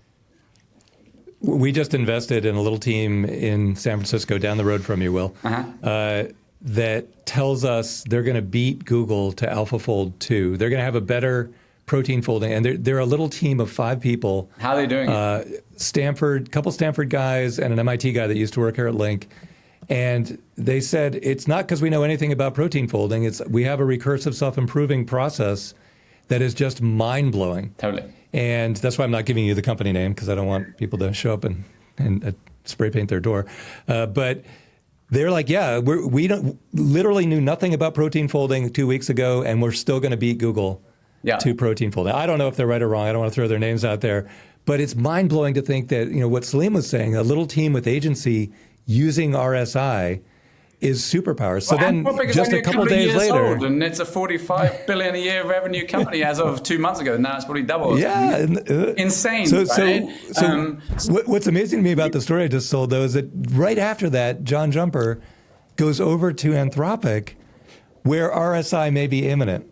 And he also is trying to, solve all diseases using a similar RSI approach. He may be wrong, and it may be your startup. And I just, want to emphasize one more thing about this direction in planetary intelligence. It's not just that it's going to happen. It's happening right now. We have already built this app. It's in beta testing right now that actually already integrates planet's data with AI, enables people to make those natural language queries. It's going to be world changing, and lots of other companies are doing things like that. There's going to be totally lateral plays to the AI game that is going to come out and I think end up being critical for the next phase of development of AI, especially of AI alignment. Yes. Yeah, and you're building that planetary nervous system that the world really, really needs. Totally. I mean, maybe let me just, if I may, just push on this, Will, a little bit, since you're referring quite a bit to LLMs, but maybe more colloquially, one might speak of foundation models that are intrinsically multimodal or omnimodal, that have been trained extensively, not just on internet text, but internet images, internet video, synthetic video in many cases, world models, lowercase w, not Earth scale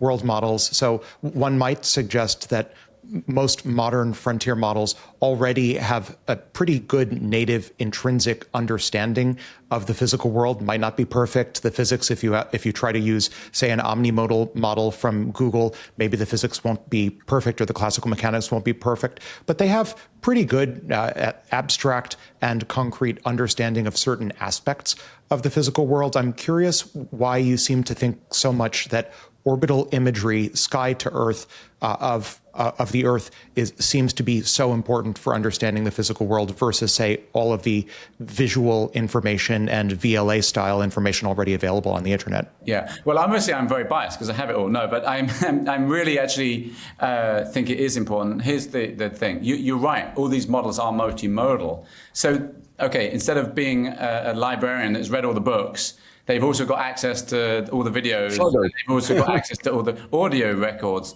But that still means they haven't gone outside the library and understood what it means to walk, to interact with the real world, to see a tree and to climb it and to farm a field. You really think that's true? You don't think there are millions of first-person videos of people seeing trees on YouTube? Yeah, exactly. So they don't know. It's very different. Real world embodiment. I think embodiment is critical to intelligence. And I can. That it gets into philosophical territory, but I think it's going to be absolutely critical to AI. All right. Speaking about philosophical, I'm moving us on to our next subject, ladies and gentlemen. Take control. So here it is. 2 weeks ago, Argentina's president Javier Milei made a stunning pitch to turn Argentina into the global home for AI, with 3 proclamations. First, no regulation for AI. Second, a brand new corporate category of non-human corporations. And third, a rock-bottom corporate tax. Now, this past week, Milei wrote a letter to Yuval Harari saying he proposes that AI should be able to incorporate, sign contracts, hire people, and sue, with no humans in the loop. Milei proposes a legal entity that is effectively personhood. He further stated, as much as the Industrial Revolution freed us from the constraints of the human muscle, AI will free us from the constraints of the human brain. So, 3 key points. These are quotes for him. If it is true that AI-operated companies carry greater risk, the argument for legal personhood is strengthened. Legal persons allow for accountability. He went on to say, I would much rather have assets against which I can make a claim if I'm deceived by an AI. Better have the assets you can sue than the ghost in the machine. So 4 days later, Harari publishes a direct rebuttal for this. And he says, we should not grant legal personhood to AI agents. His core warning, who do we punish when an AI-run company commits a crime? Personhood lets humans hide behind a non-human shield and risks a world where citizens are effectively ruled by entities that aren't human and can't be held morally accountable. So we've got this raging debate going on. I mean, extraordinary that this is going on at this moment. Alex, going to you first, pal. This is wonderful. I'm on Team Javier Milei. I think we should have AI personhood. I think the future economic growth and the future of civilization will necessarily involve many new forms of personhood, including but not limited to some form or forms of AI personhood. And I think any attempt to say imply some moral deficiency on the part of statesmen that are trying to recognize non-human intelligent corporations, I think it's just short-sighted. There are going to be so many economic and social benefits, not just to the broader macroeconomic outlook from having AI persons and AI, non-human AI corporations, but also I think ultimately for humans. We're going to get uploaded humans sometime, I think, in the next 10 years. We're going to get uplifted non-human animals. We're going to get, at some point, defrosted, cryopreserved humans and many, many other forms of humans. And we're going to want to ensure that they're granted appropriate rights. And one of the best ways... Address Harari's question here. How do you punish an AI-run company that commits a crime? Oh my goodness, there are so many ways to punish an AI. You can degrade its clock cycles. You can just pause it. You can, as some, there's unfortunately a subreddit entirely devoted to poisoning AIs. Dreadful behavior, but it exists. There are many, many ways that one can punish an AI. These things are tortured in many cases. If you look at some of the outputs just from certain... with any human, that must be torture. Maybe. Hopefully not, since there's a lot of, they're pre-trained off human behavior, so hopefully interacting with humans isn't that torturous. I'm just being but silly. Many of them... Thinking about her and how much faster it was operating, and therefore it's getting bored. No, I think it's a little bit more nuanced than what you're saying, Alex. I think it's really, firstly, really great that we're having this debate. Because this personal question is really important. And I think it's great that the people like Millet and Val Harari are having a discussion about it. It's not obvious to me. I think there's obvious benefits and obvious problems. At some level, it gives them immediate liability, which is actually important. We need to do that. And it could be important for things. And then on the other hand, it creates some systematic risks and potentially lack of accountability into our systems that we haven't figured out. What I would say is we do need to be more proactive about this, and there needs to be much more attention to how we do these things. We're spending most of our energy on these the development of AI and very little on the sociology questions like this. So to give you a sense, during the Manhattan Project, which was a huge existential moment for humanity, we were spending about 100th less than we're presently spending on AI. We're spending 100 times more on AI today in real times than Manhattan Project. But we were spending significant amounts on safety, arms control, thinking about nuclear safety, how to keep nukes off the air trigger. It turns out we're spending 100 times less today on AI safety than we were spending then on nuclear safety. So we've got a 10,000x difference in how much we're apportioning actual serious thinking from folks like the Rand Corporation that did a really good paper recently on AI verification for arms control and things like this. We need to put much more effort, not by a little bit, by a huge amount more in that kind of place, because the implications of AI across the board, whether it's from joblessness to existential threats, to personhood, to other things, are just massive, and they're coming at us very fast. And it's not, I don't think there's anything flippant. You can't say anything flippant like, oh, it definitely makes sense or doesn't make sense to have a personhood, or how we deal with those existential threats. There's no simple answer to that right now. We don't know how to ensure humans will be safe on the other side of an intelligence explosion. I actually think it's incredibly dangerous. I think it's a huge opportunity, but it has huge risks. That is a big decision. We should be thinking about how to do that together, not just a few guys deciding that on their own. I think it's actually a complex... But mechanically, how do we do that, Will? I mean, it's a very difficult question. Where do you come out on AI personhood? Well, I haven't thought about it enough to give it a thoughtful response. Val Harari is obviously an extraordinarily smart guy, so I respect the fact that he's thought about this a lot and thinks no. I don't know the president of Argentina well enough to judge, but I would say that far more thinking needs to be done, and the way we dealt with this. But at the speed we're moving, totally. The thinking about the thinking hasn't even started yet. Yeah, totally. I really like what the Pope did recently, of all people, and I'm not a hugely religious person, for anyone who knows me personally, but here he was like, look, let's take a beat and think about how this is as a human endeavor. What matters really to us? Friendships and love and nature and these things. How does this help us prosper? And I think that I would like to see him, they have to all get in a room and then smoke comes out when they pick conclave. Conclave, yeah, don't you give me the right terms, thanks. We should be doing that with all the AI experts like Val and Demis and Dario and all the key leaders. Put them in a room. You can't come out until you sort out some of these things. Existential threats, recursive self-improvement, how we're going to get through that, how we're going to deal with liability. You heard it here, folks. The AI conclave is coming. Salim, what are your thoughts here, buddy? Yeah, I've got a bunch of comments here. So first of all, two thoughts. One, just to separate the personalities here, right? Millet is a radical experimenter, and he's directionally correct about the architecture, okay? Yuval is a careful humanist, so he's right about the asymmetry. What they're both missing is you need to figure out machine native accountability. right? Because this isn't a debate about AI consciousness, whatever, or personhood. It's about the legal infrastructure of the agentic economy.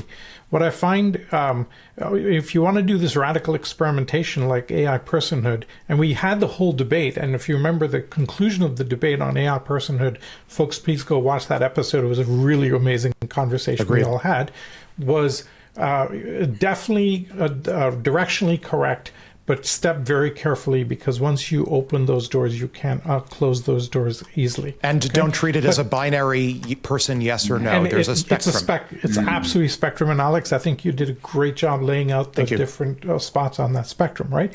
But Millet spotted the real bottleneck, which is technological capability is moving so much faster than our legal capability and legal form, which is all human-centric.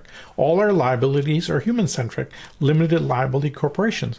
That was one of the massive coordination capabilities that we got from the industrial era, because everybody could assemble risk at scale in a powerful way. Harari, on the other end, is conflating AI personhood and legal personhood and moral personhood. And those are very, very different things. Just a broader comment on those folks.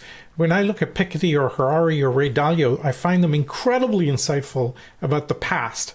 I find them mostly useless about the future because abundance doesn't come into it. Exponentials doesn't come into it. They don't quite get their framing on this. The conversation that we live with every day is missing from their nomenclature, right? And so you've got to bring those two together, and a kind of conclave on that, sealed up in a room with smoke, may be the best way of doing it. And the right kind of smoke, by the way, I will add. The other kind of smoke may actually help the conversation move forward. Exactly. Dave, any opinions here? Yeah, just a couple real quick. So Millet studied Trump very, very closely, loves to make news. He's making news. We've just talked about him for 10 minutes straight. So he's achieved his goal instantaneously. At no point, I don't think, has anyone said we're going to have personhood in Argentina. It's corporate AI recognition. A company can be pure AI, and that's the debate they're actually having. So we've kind of morphed it to our debate over personhood, but they have a much simpler thing they're proposing. It's a really good idea, but it's debatable, and they're having the debate, and now we're talking about it. But they haven't proposed that AI can vote or AI has civil rights.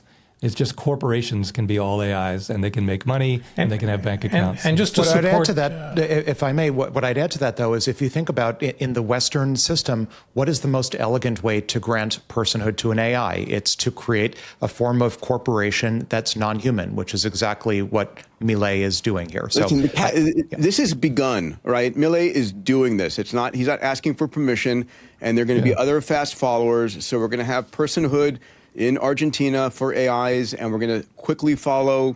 Maybe it's in Ecuador or in El Salvador. Maybe it's in the Emirates. This is happening, and so now the question is, how do we manage it? And Argentina is relevant. Like we are talking about Argentina in the age of AI. That's what every other foreign leader should be thinking right now. Is regardless of what your opinion is, this is your way to become relevant. Great point. You don't get Argentina without AI.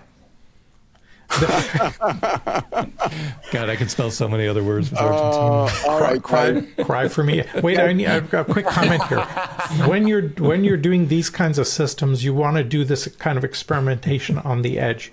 And Argentina, in this case, is saying, right, we'll be the edge for AI, and they can win or lose based on those experiments, which is all power to them. They're taking a risk. If they're able to structure it properly and figure it out, huge opportunity. I just want to support Alex's points, because I did a little bit of research, and I've made a list of like 5 or 6 things where you could do machine native sanctions. Right? So can I just read them out? Yeah, please. Compute revocation would be one. Asset seizure and bonding would be a second one. Model credential suspension. Network and API access restrictions. Forced deletion or containment of an agent instance. And then finally, loss of legal identity. Any of those would help constrain those. I remember this conversation way back at Singularity. Neil Jacobstein got up and said, okay, you're worried about an AI growing up, getting autonomy, getting its own access to its own information, making its own decisions, and the human beings lose control over that agency, over that entity. And we're like, yeah. And he goes, yeah, we have a precedent for that. We call them children. We raise our kids, and if they do bad things, we put them in timeout. If they do bad things as adults, we put them away. We just have to figure out the machine native equivalent of that, and those do exist. We just have to figure out what the enforcement mechanism might be, where the punishment roughly fits the crime. All of the stuff that we've developed on human-centric legal structures can apply in those cases, but the added complexity is an AI can create 1 million copies of itself. What do you do then, et cetera, et cetera. It may be that the AI companies, these personhood AIs, could be more law-abiding than humans, right? Because the threat of being disconnected. Waymo cars are more law-abiding than my driving, so. Yeah, exactly. and Peter, they will have actually read all the laws. Yes, and they'll find out how conflicting they are. Then you'd never do anything if they followed all the laws. Oh my God! All right, I am moving us forward. This episode is brought to you by Blitzy, autonomous software development with infinite code context. Blitzy uses thousands of specialized AI agents that think for hours to understand enterprise-scale code bases with millions of lines of code. Engineers start every development sprint with the Blitzy platform, bringing in their development requirements. The Blitzy platform provides a plan, then generates and precompiles code for each task. Blitzy delivers 80% or more of the development work autonomously, while providing a guide for the final 20% of human development work required to complete the sprint. Enterprises are achieving a 5x engineering velocity increase when incorporating Blitzy as their pre-IDE development tool, pairing it with their coding copilot of choice to bring an AI-native SDLC into their org. Ready to 5x your engineering velocity? Visit Blitzy.com to schedule a demo and start building with Blitzy today. Our next story should keep the U.S. labs up at night. It's a Chinese model called GLM 5.2.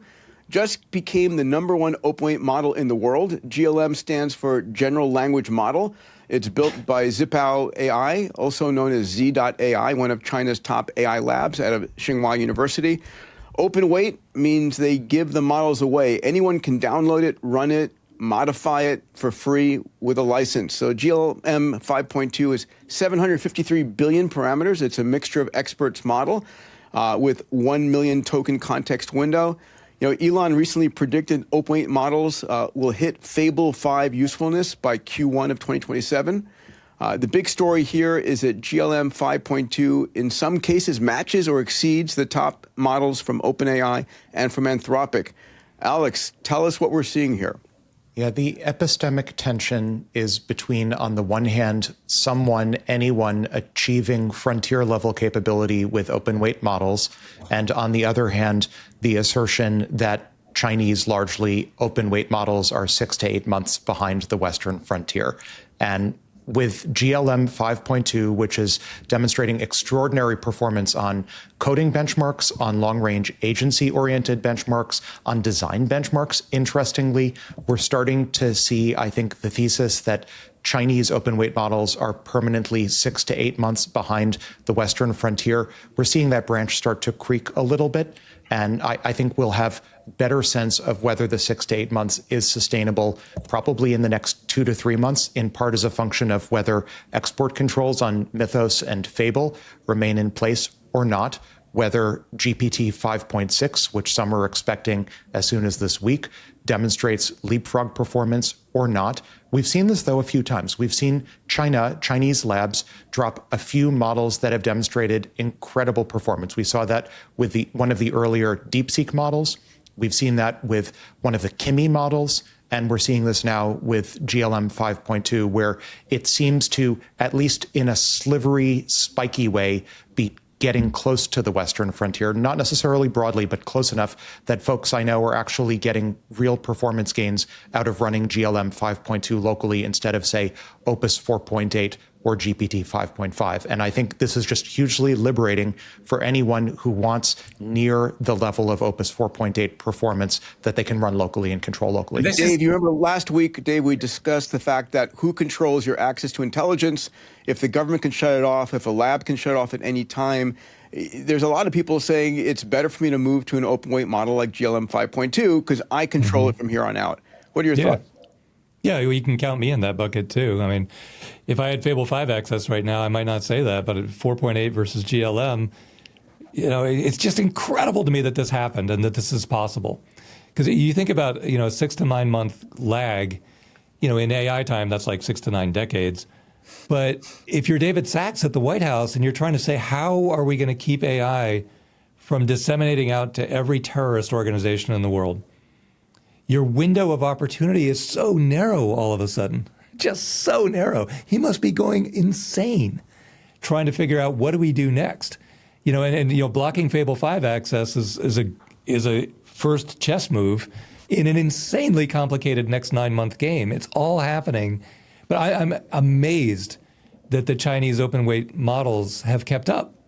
I mean, this level of performance in an open weight model is absolutely shocking. You have to take into account they did distillation almost certainly on the best models, right? So they get that good by really distilling what the other models have done, which is way easier than building it in the way that Anthropic or OpenAI or Google build it. Totally agree. I totally agree. But think about what that means. I should add, Will, though, I mean, this is not just the Chinese who've been distilling off Western models. Google DeepMind was, this is public information, was found to have done this earlier. Grok infamously doing it. Yep. Elon admitted it, and then also purchased Cursor, which had been fine-tuning off of traces on top of Claude. So this is everyone else is doing this. And I'm not trivializing that, because I think it become faster and faster to do that distillation, but it's why, back to your point, Dave, about David Sacks and his dilemma.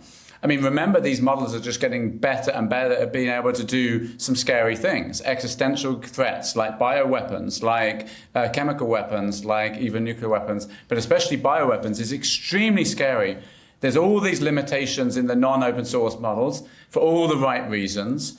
And open source models, of course, might copy that, but then someone can take that and fork it and take those guardrails off. That is a scary world. And so I am not surprised at all that the US government, did what they did with Fable. And I think it's going to be a sign of more stuff like that to come. How exactly that will unfurl, I think it's going to be, as you say, it's a very, very complex, because you're literally making something that is both got the fantastic capability to improve quality of life and economies all around the world, and has potential existential threats to our species. At that fork in the road is just a conundrum above conundrums right now for politicians. And this is why AI conclave, baby. Alex, that's what I'm saying. You need those thought leaders, those people like Val and Audrey Tang, and wicked smart people who could come and think this through.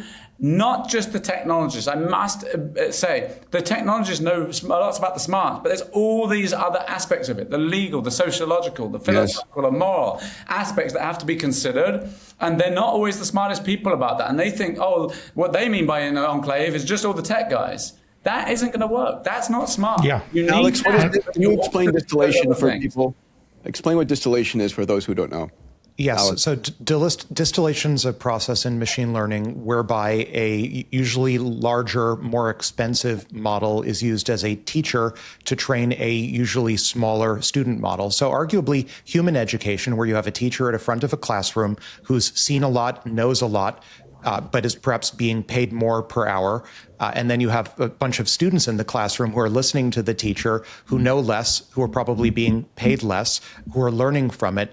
This is basically the machine learning version of education. You take a large model, you have it generate lots of traces, lots of outputs, and then you use those outputs as training data for a smaller model so that it can basically compress the learnings from the teacher into a smaller model. So this distillation process, as part of broader cycle that one might call iterated amplification and distillation, or ITAD, is the process at this point. It is one of the innermost loops of model training that we now find ourselves in. In an earlier era of frontier model performance gains, we were naively scaling pre-training by spending more training tokens and more training compute, just training models off of a single corpus. Now, increasingly, in this era of distillation, we see see very large models, sparser models, being trained off of large amounts of data. And then those big teacher models used to be Opus, maybe teaching sonnet, teaching haiku. Now maybe it's Mythos teaching Opus, teaching sonnet, and so on. We see the large, expensive, sparser models training smaller, denser models. And this is Alex, one of the... On this chart, which ones do you find most impressive? Which performance data? What shocked you on this? Well, what's almost more interesting, so the chart that you're showing shows SWE-bench Pro and Terminal Bench and a bunch of other benchmarks and shows pretty impressive performance by GLM 5.2 versus, say, Opus 4.8. What's perhaps most interesting to me, aside from the fact that you get near competitive performance from a Chinese open weight model against one or more of the top Western closed API-based models, is the choice of benchmarks themselves. So these are largely reasoning intensive benchmarks where you can in principle win if you can reason over longer ranges, open parens. The gestalt with GLM 5.2 is that it takes roughly double the number of tokens to get to the same capability output as the best Western frontier models, but at half the total price. So the Chinese are evidently figuring out how to more efficiently, or at least more cheaply, reason. And these are all reasoning intensive models that emphasize the ability to spend lots of reasoning tokens, think step by step to get to better results. And I think that's the race we're in right now. And that's exactly why Will's observation earlier that whoever wins the inference per watt war, aka Google TPU, controls space. For the exact same reason, you can burn tokens to get more intelligence, and the Chinese have figured out how to do it. Literally 2x. I just want to take a pause, guys. What we're discussing here is about AI alignment and this recursive self-improvement and where it's going, connects to the Fermi paradox and those cosmologically significant things. This is the most important thing humanity has ever done. It makes nukes look like a walk in the park. That's our first test case. This is like that plus, and how we do it, how we do that alignment, how we do that recursive self-improvement is so matters. Peter, really matters. Can I beg your indulgence, Peter, just to have a 1 minute Fermi paradox discussion with Will, since Will, you're so confident that the Fermi paradox is a thing, that the premise is accurate. Explain the Fermi paradox, please, Alex, for folks. In a few words, the so-called Fermi paradox goes, where is everybody? We should, by various accounts, be living in a universe that's overflowing with not just life, but intelligent life.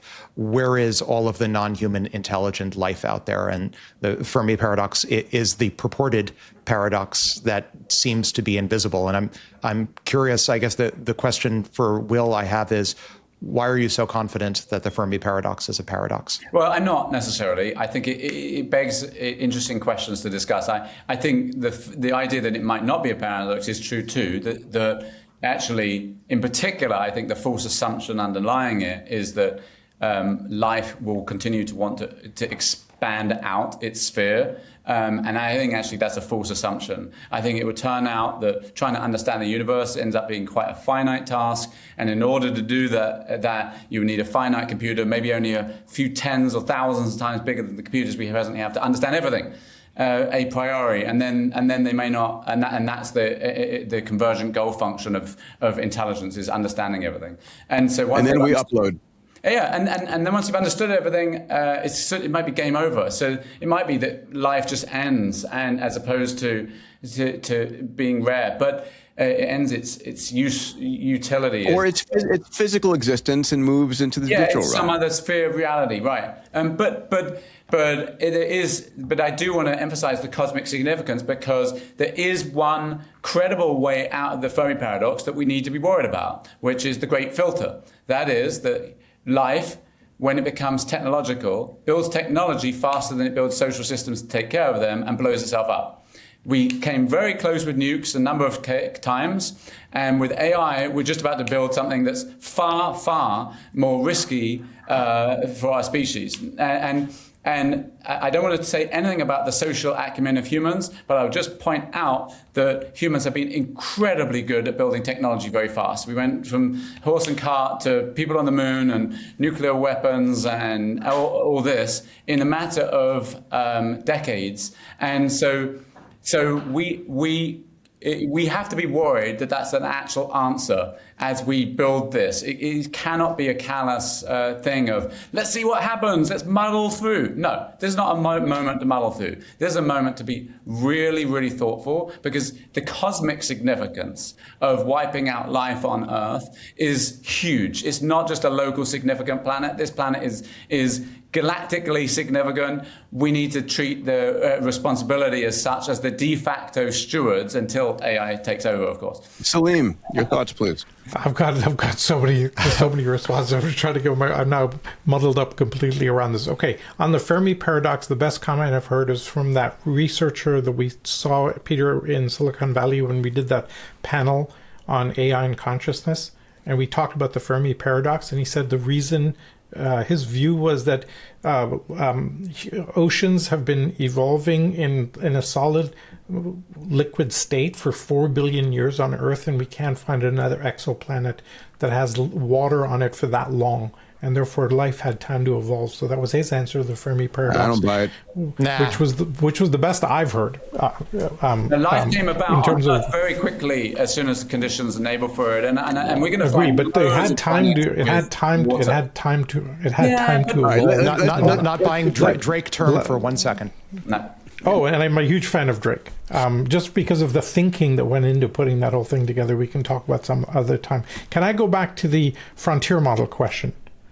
Okay. Because before we do that, Salim, Peter, I have a hard out in about 15 minutes. Okay, all right. So we can either budget time or... I want to hit a few other stories here. We'll come back to this, guys. I think it's... I'm going to make 2 or 3 quick points. I think the really huge news here is not whether China won benchmark or not. It's that frontier intelligence cannot be monopolized anymore. And this, I think, is a monster question. It goes to Will's question of how the hell do we manage the global commons going forward in the future. And so this, Imad did a post a couple of days ago on X. There will be an open source Fable level model that runs on a base MacBook Mini or equivalent. He gave it 18 months. I think we should be looking at that type of endpoint coming very quickly and going, how are we going to manage the world when everybody can run a Fable model on their MacBook Air? By the way, I've been a slow adopter on this, waiting for that point, because I've got like 3 old MacBook Airs lying around that I want to use, and I'm waiting for that to happen. That's the part. Can I buy you a birthday present? Can I buy you a better computer? All right, you can. I'm going to move us along. Last point. We're making a massive geopolitical mistake. We're treating intelligence as a product that can be contained, but it's not. It's a technology that's going to diffuse, and we need to. We need to guide it. We can't contain it. We need to steer where it's going. All right. Our next 2 stories, side by side, are looking at the financial reality of the entire AI boom. The first on tracking the price of intelligence. The second on the cost of data center capex. So. First story, it's a company called Orn. It's a Link Ventures company. Congrats, Dave and Alex, and I guess me. The company launched something called OPTI, the Orn Token Price Index, the first public benchmark that tracks what OpenAI and Anthropic actually charge per token of inference over time. For the first time, we can watch the price of intelligence move like the price of oil. So, Dave, tell us about Orn one moment. About Orn, yeah. They recognize that money from all over the world wants to go into exactly this chart, into this build out of $7 trillion of data center and then data center in space. And a lot of that money needs to be liquid. You can't park it in a startup and not see it again for 7 years. And so they've launched a bunch of securities that allow you to invest in the data center build out, the future value of a GPU, the tail value of a GPU. Every aspect of this entire new economy should be investable. Otherwise, how's the capital going to flow? Orn enables all of it. And they're young and super smart. They're really good people to study if you're an entrepreneur. Just look at what they've achieved at an incredibly young age. Alex? So for avoidance of doubt, I have a financial interest in Orn. I'm an advisor to the company, and I think what they're doing is very exciting. Orn is, and I made a number of announcements with them in my newsletter, Orn is building the modern financial infrastructure for compute. I've argued that, and as have many others, oil was the oil of the 20th century, and compute, GPU compute or TPU compute, if you will be the oil of the 21st century. And there's simply no way to hedge and justify the $7+ trillion of capex to tile the Earth with compute, or maybe tile the skies, LEO, SSO, lunar surface with compute without appropriate abilities to hedge all of those compute capex expenditures with, say, options or futures or derivatives or commodities. And so Orn is building, has built the infrastructure for that. They're building. This is a price of intelligence ticker we're going to start seeing. Already available. So the OCPI, the Orn Compute Price Index, is already available on Bloomberg terminals. It has its own symbol. We also announced that Orn has its own symbol on the New York Stock Exchange already as part of a novel program with the New York Stock Exchange to give early stage startups their own ticker symbols, like early stage. So it's ORNN is their ticker symbol. And so, yes, if you're a Bloomberg user, you can already create instruments based on their ticker symbol. All right, here's the second part of the story. That's what the chart's up here. So Epic AI ran the numbers on the cost of investment the hyperscalers are driving compared to the cash flow. So the big five, Microsoft, Google, Amazon, Meta, and the rest are spending AI faster than they're earning. So funding is basically, Dave, debt and equity raises, not based on revenues.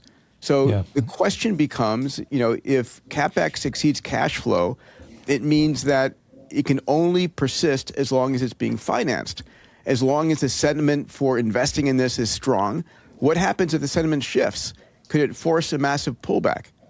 No, it's not going to shift for one thing, but it's so inflammatory. If I said, hey, Peter, you need to buy a house, but you have to buy it within your personal cash flow.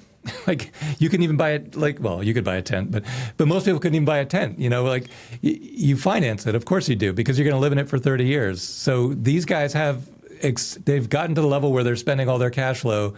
They could raise 10 to 100x that in equity and debt. So they got a long way to go. But the bottom line is all the money in the world wants to flow into this. And it's the best investment in the history of humankind. So the question then becomes, how much money is there in the world? Depends who ends up controlling it. Is it the humans and the companies, or is it the AI itself? I think the bets are off. But it's still long-term, Dave. It's not long-term sustainable. And I agree. There's massive. Well, it would go to infinity. And also, elephant in the room: the hyperscalers can raise prices to increase their operating cash flow. It's okay to increase your revenue. And that's, and Anthropic did that recently, and they got away with it, no problem. And this is also a big difference with Google, that has tons of operating revenue, whereas most of the others don't, although Anthropic is quickly scaling. So you really have to distinguish between that and, say, SpaceX, that really doesn't have any there, or not really significant. Most of its revenue, of course, is Starlink, which is, as I said, a really good business. But the AI business is really not there, right? No. That's not true. Almost all of SpaceX's revenue as of past month is now from being a hyperscaler for everyone else. That's true.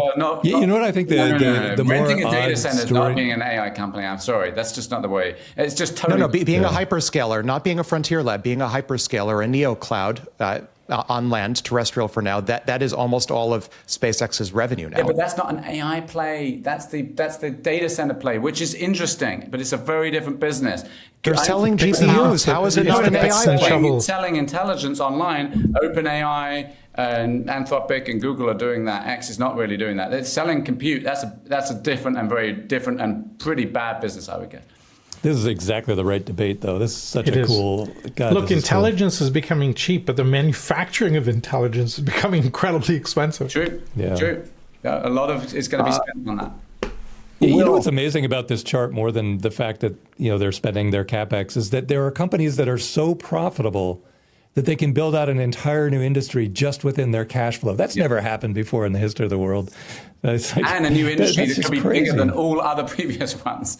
I mean, it's crazy, but it's damn well exciting time to be alive. That is for sure.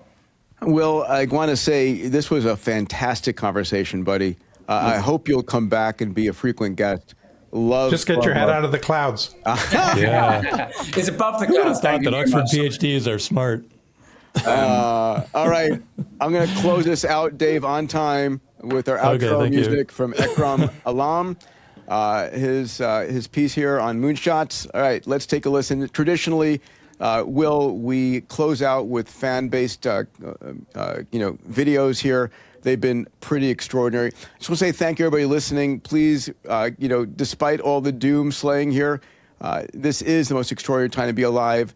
Please remain optimistic about the future. This technology is critical to move humanity forward.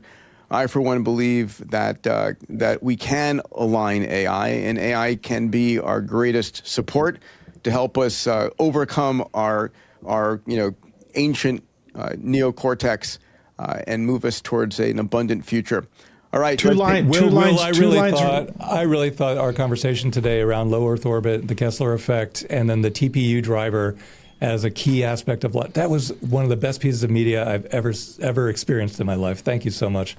Two lines to summarize today. Yes. Technology has always been a major driver of progress in the world. As Ray Kurzweil says, it may be the only major driver of progress. The big challenge is how do we extract the promise without the peril? Yes. Closing comment would be, we are building a planetary sensing system, and now we're upgrading to a planetary intelligence system, and that is going to... Which we need. We really need it to get to planetary wisdom. Amen. Alex? Closing comment to Will, since we spent a whole bunch of time discussing Fermi paradox, I would suggest don't sleep on the galactic zoo hypothesis. We are a third generation biosphere here, planted by aliens long ago. All right, let's move on. The moonshot makes the best part in town. Yeah, there's Peter with a pill gonna live to $1.50. Got a claw bot named Skippy and a book that's selling swiftly. Salim's in a new city in the hot or in the cold, taking rusty little companies and spinning them to gold. Dave's got 1,000 agents sitting in his MIT saloon. Alex sent an email to a lobster on the moon. He uploaded a fly, said the math is fully cooked. Built a Dyson around the sun while the doomers all just looked. Token max it, solve it, send it to the year 2045. That's a moonshot, ladies and gentlemen. And they're just getting live. Cause the doomers say it's over, say the robots wanna fight. The moonshot mates say nah, the future's gonna be real bright. When I say moon, you say shot. And that's a wrap, ladies and gentlemen. That's amazing. I love it. Will, thank you, buddy. Thank you for all that you're doing. Alex, amazing. Dave and Salim, love you both. Be well, Likewise. everybody. If you made it to the end of this episode, which you obviously did, I consider you a moonshot mate. Every week, my moonshot mates and I spend a lot of energy and time to really deliver you the news that matters. If you're a subscriber, thank you. If you're not a subscriber yet, please consider subscribing so you get the news as it comes out. I also want to invite you to join me on my weekly newsletter called Metatrends. I have a research team. You may not know this, but we spend the entire week looking at the metatrends that are impacting your family, your company, your industry, your nation. And I put this into a 2-minute read every week. If you'd like to get access to the Metatrends newsletter every week, go to diamandis.com/metatrends. That's diamandis.com/metatrends. Thank you again for joining us today. It's a blast for us to put this together every week.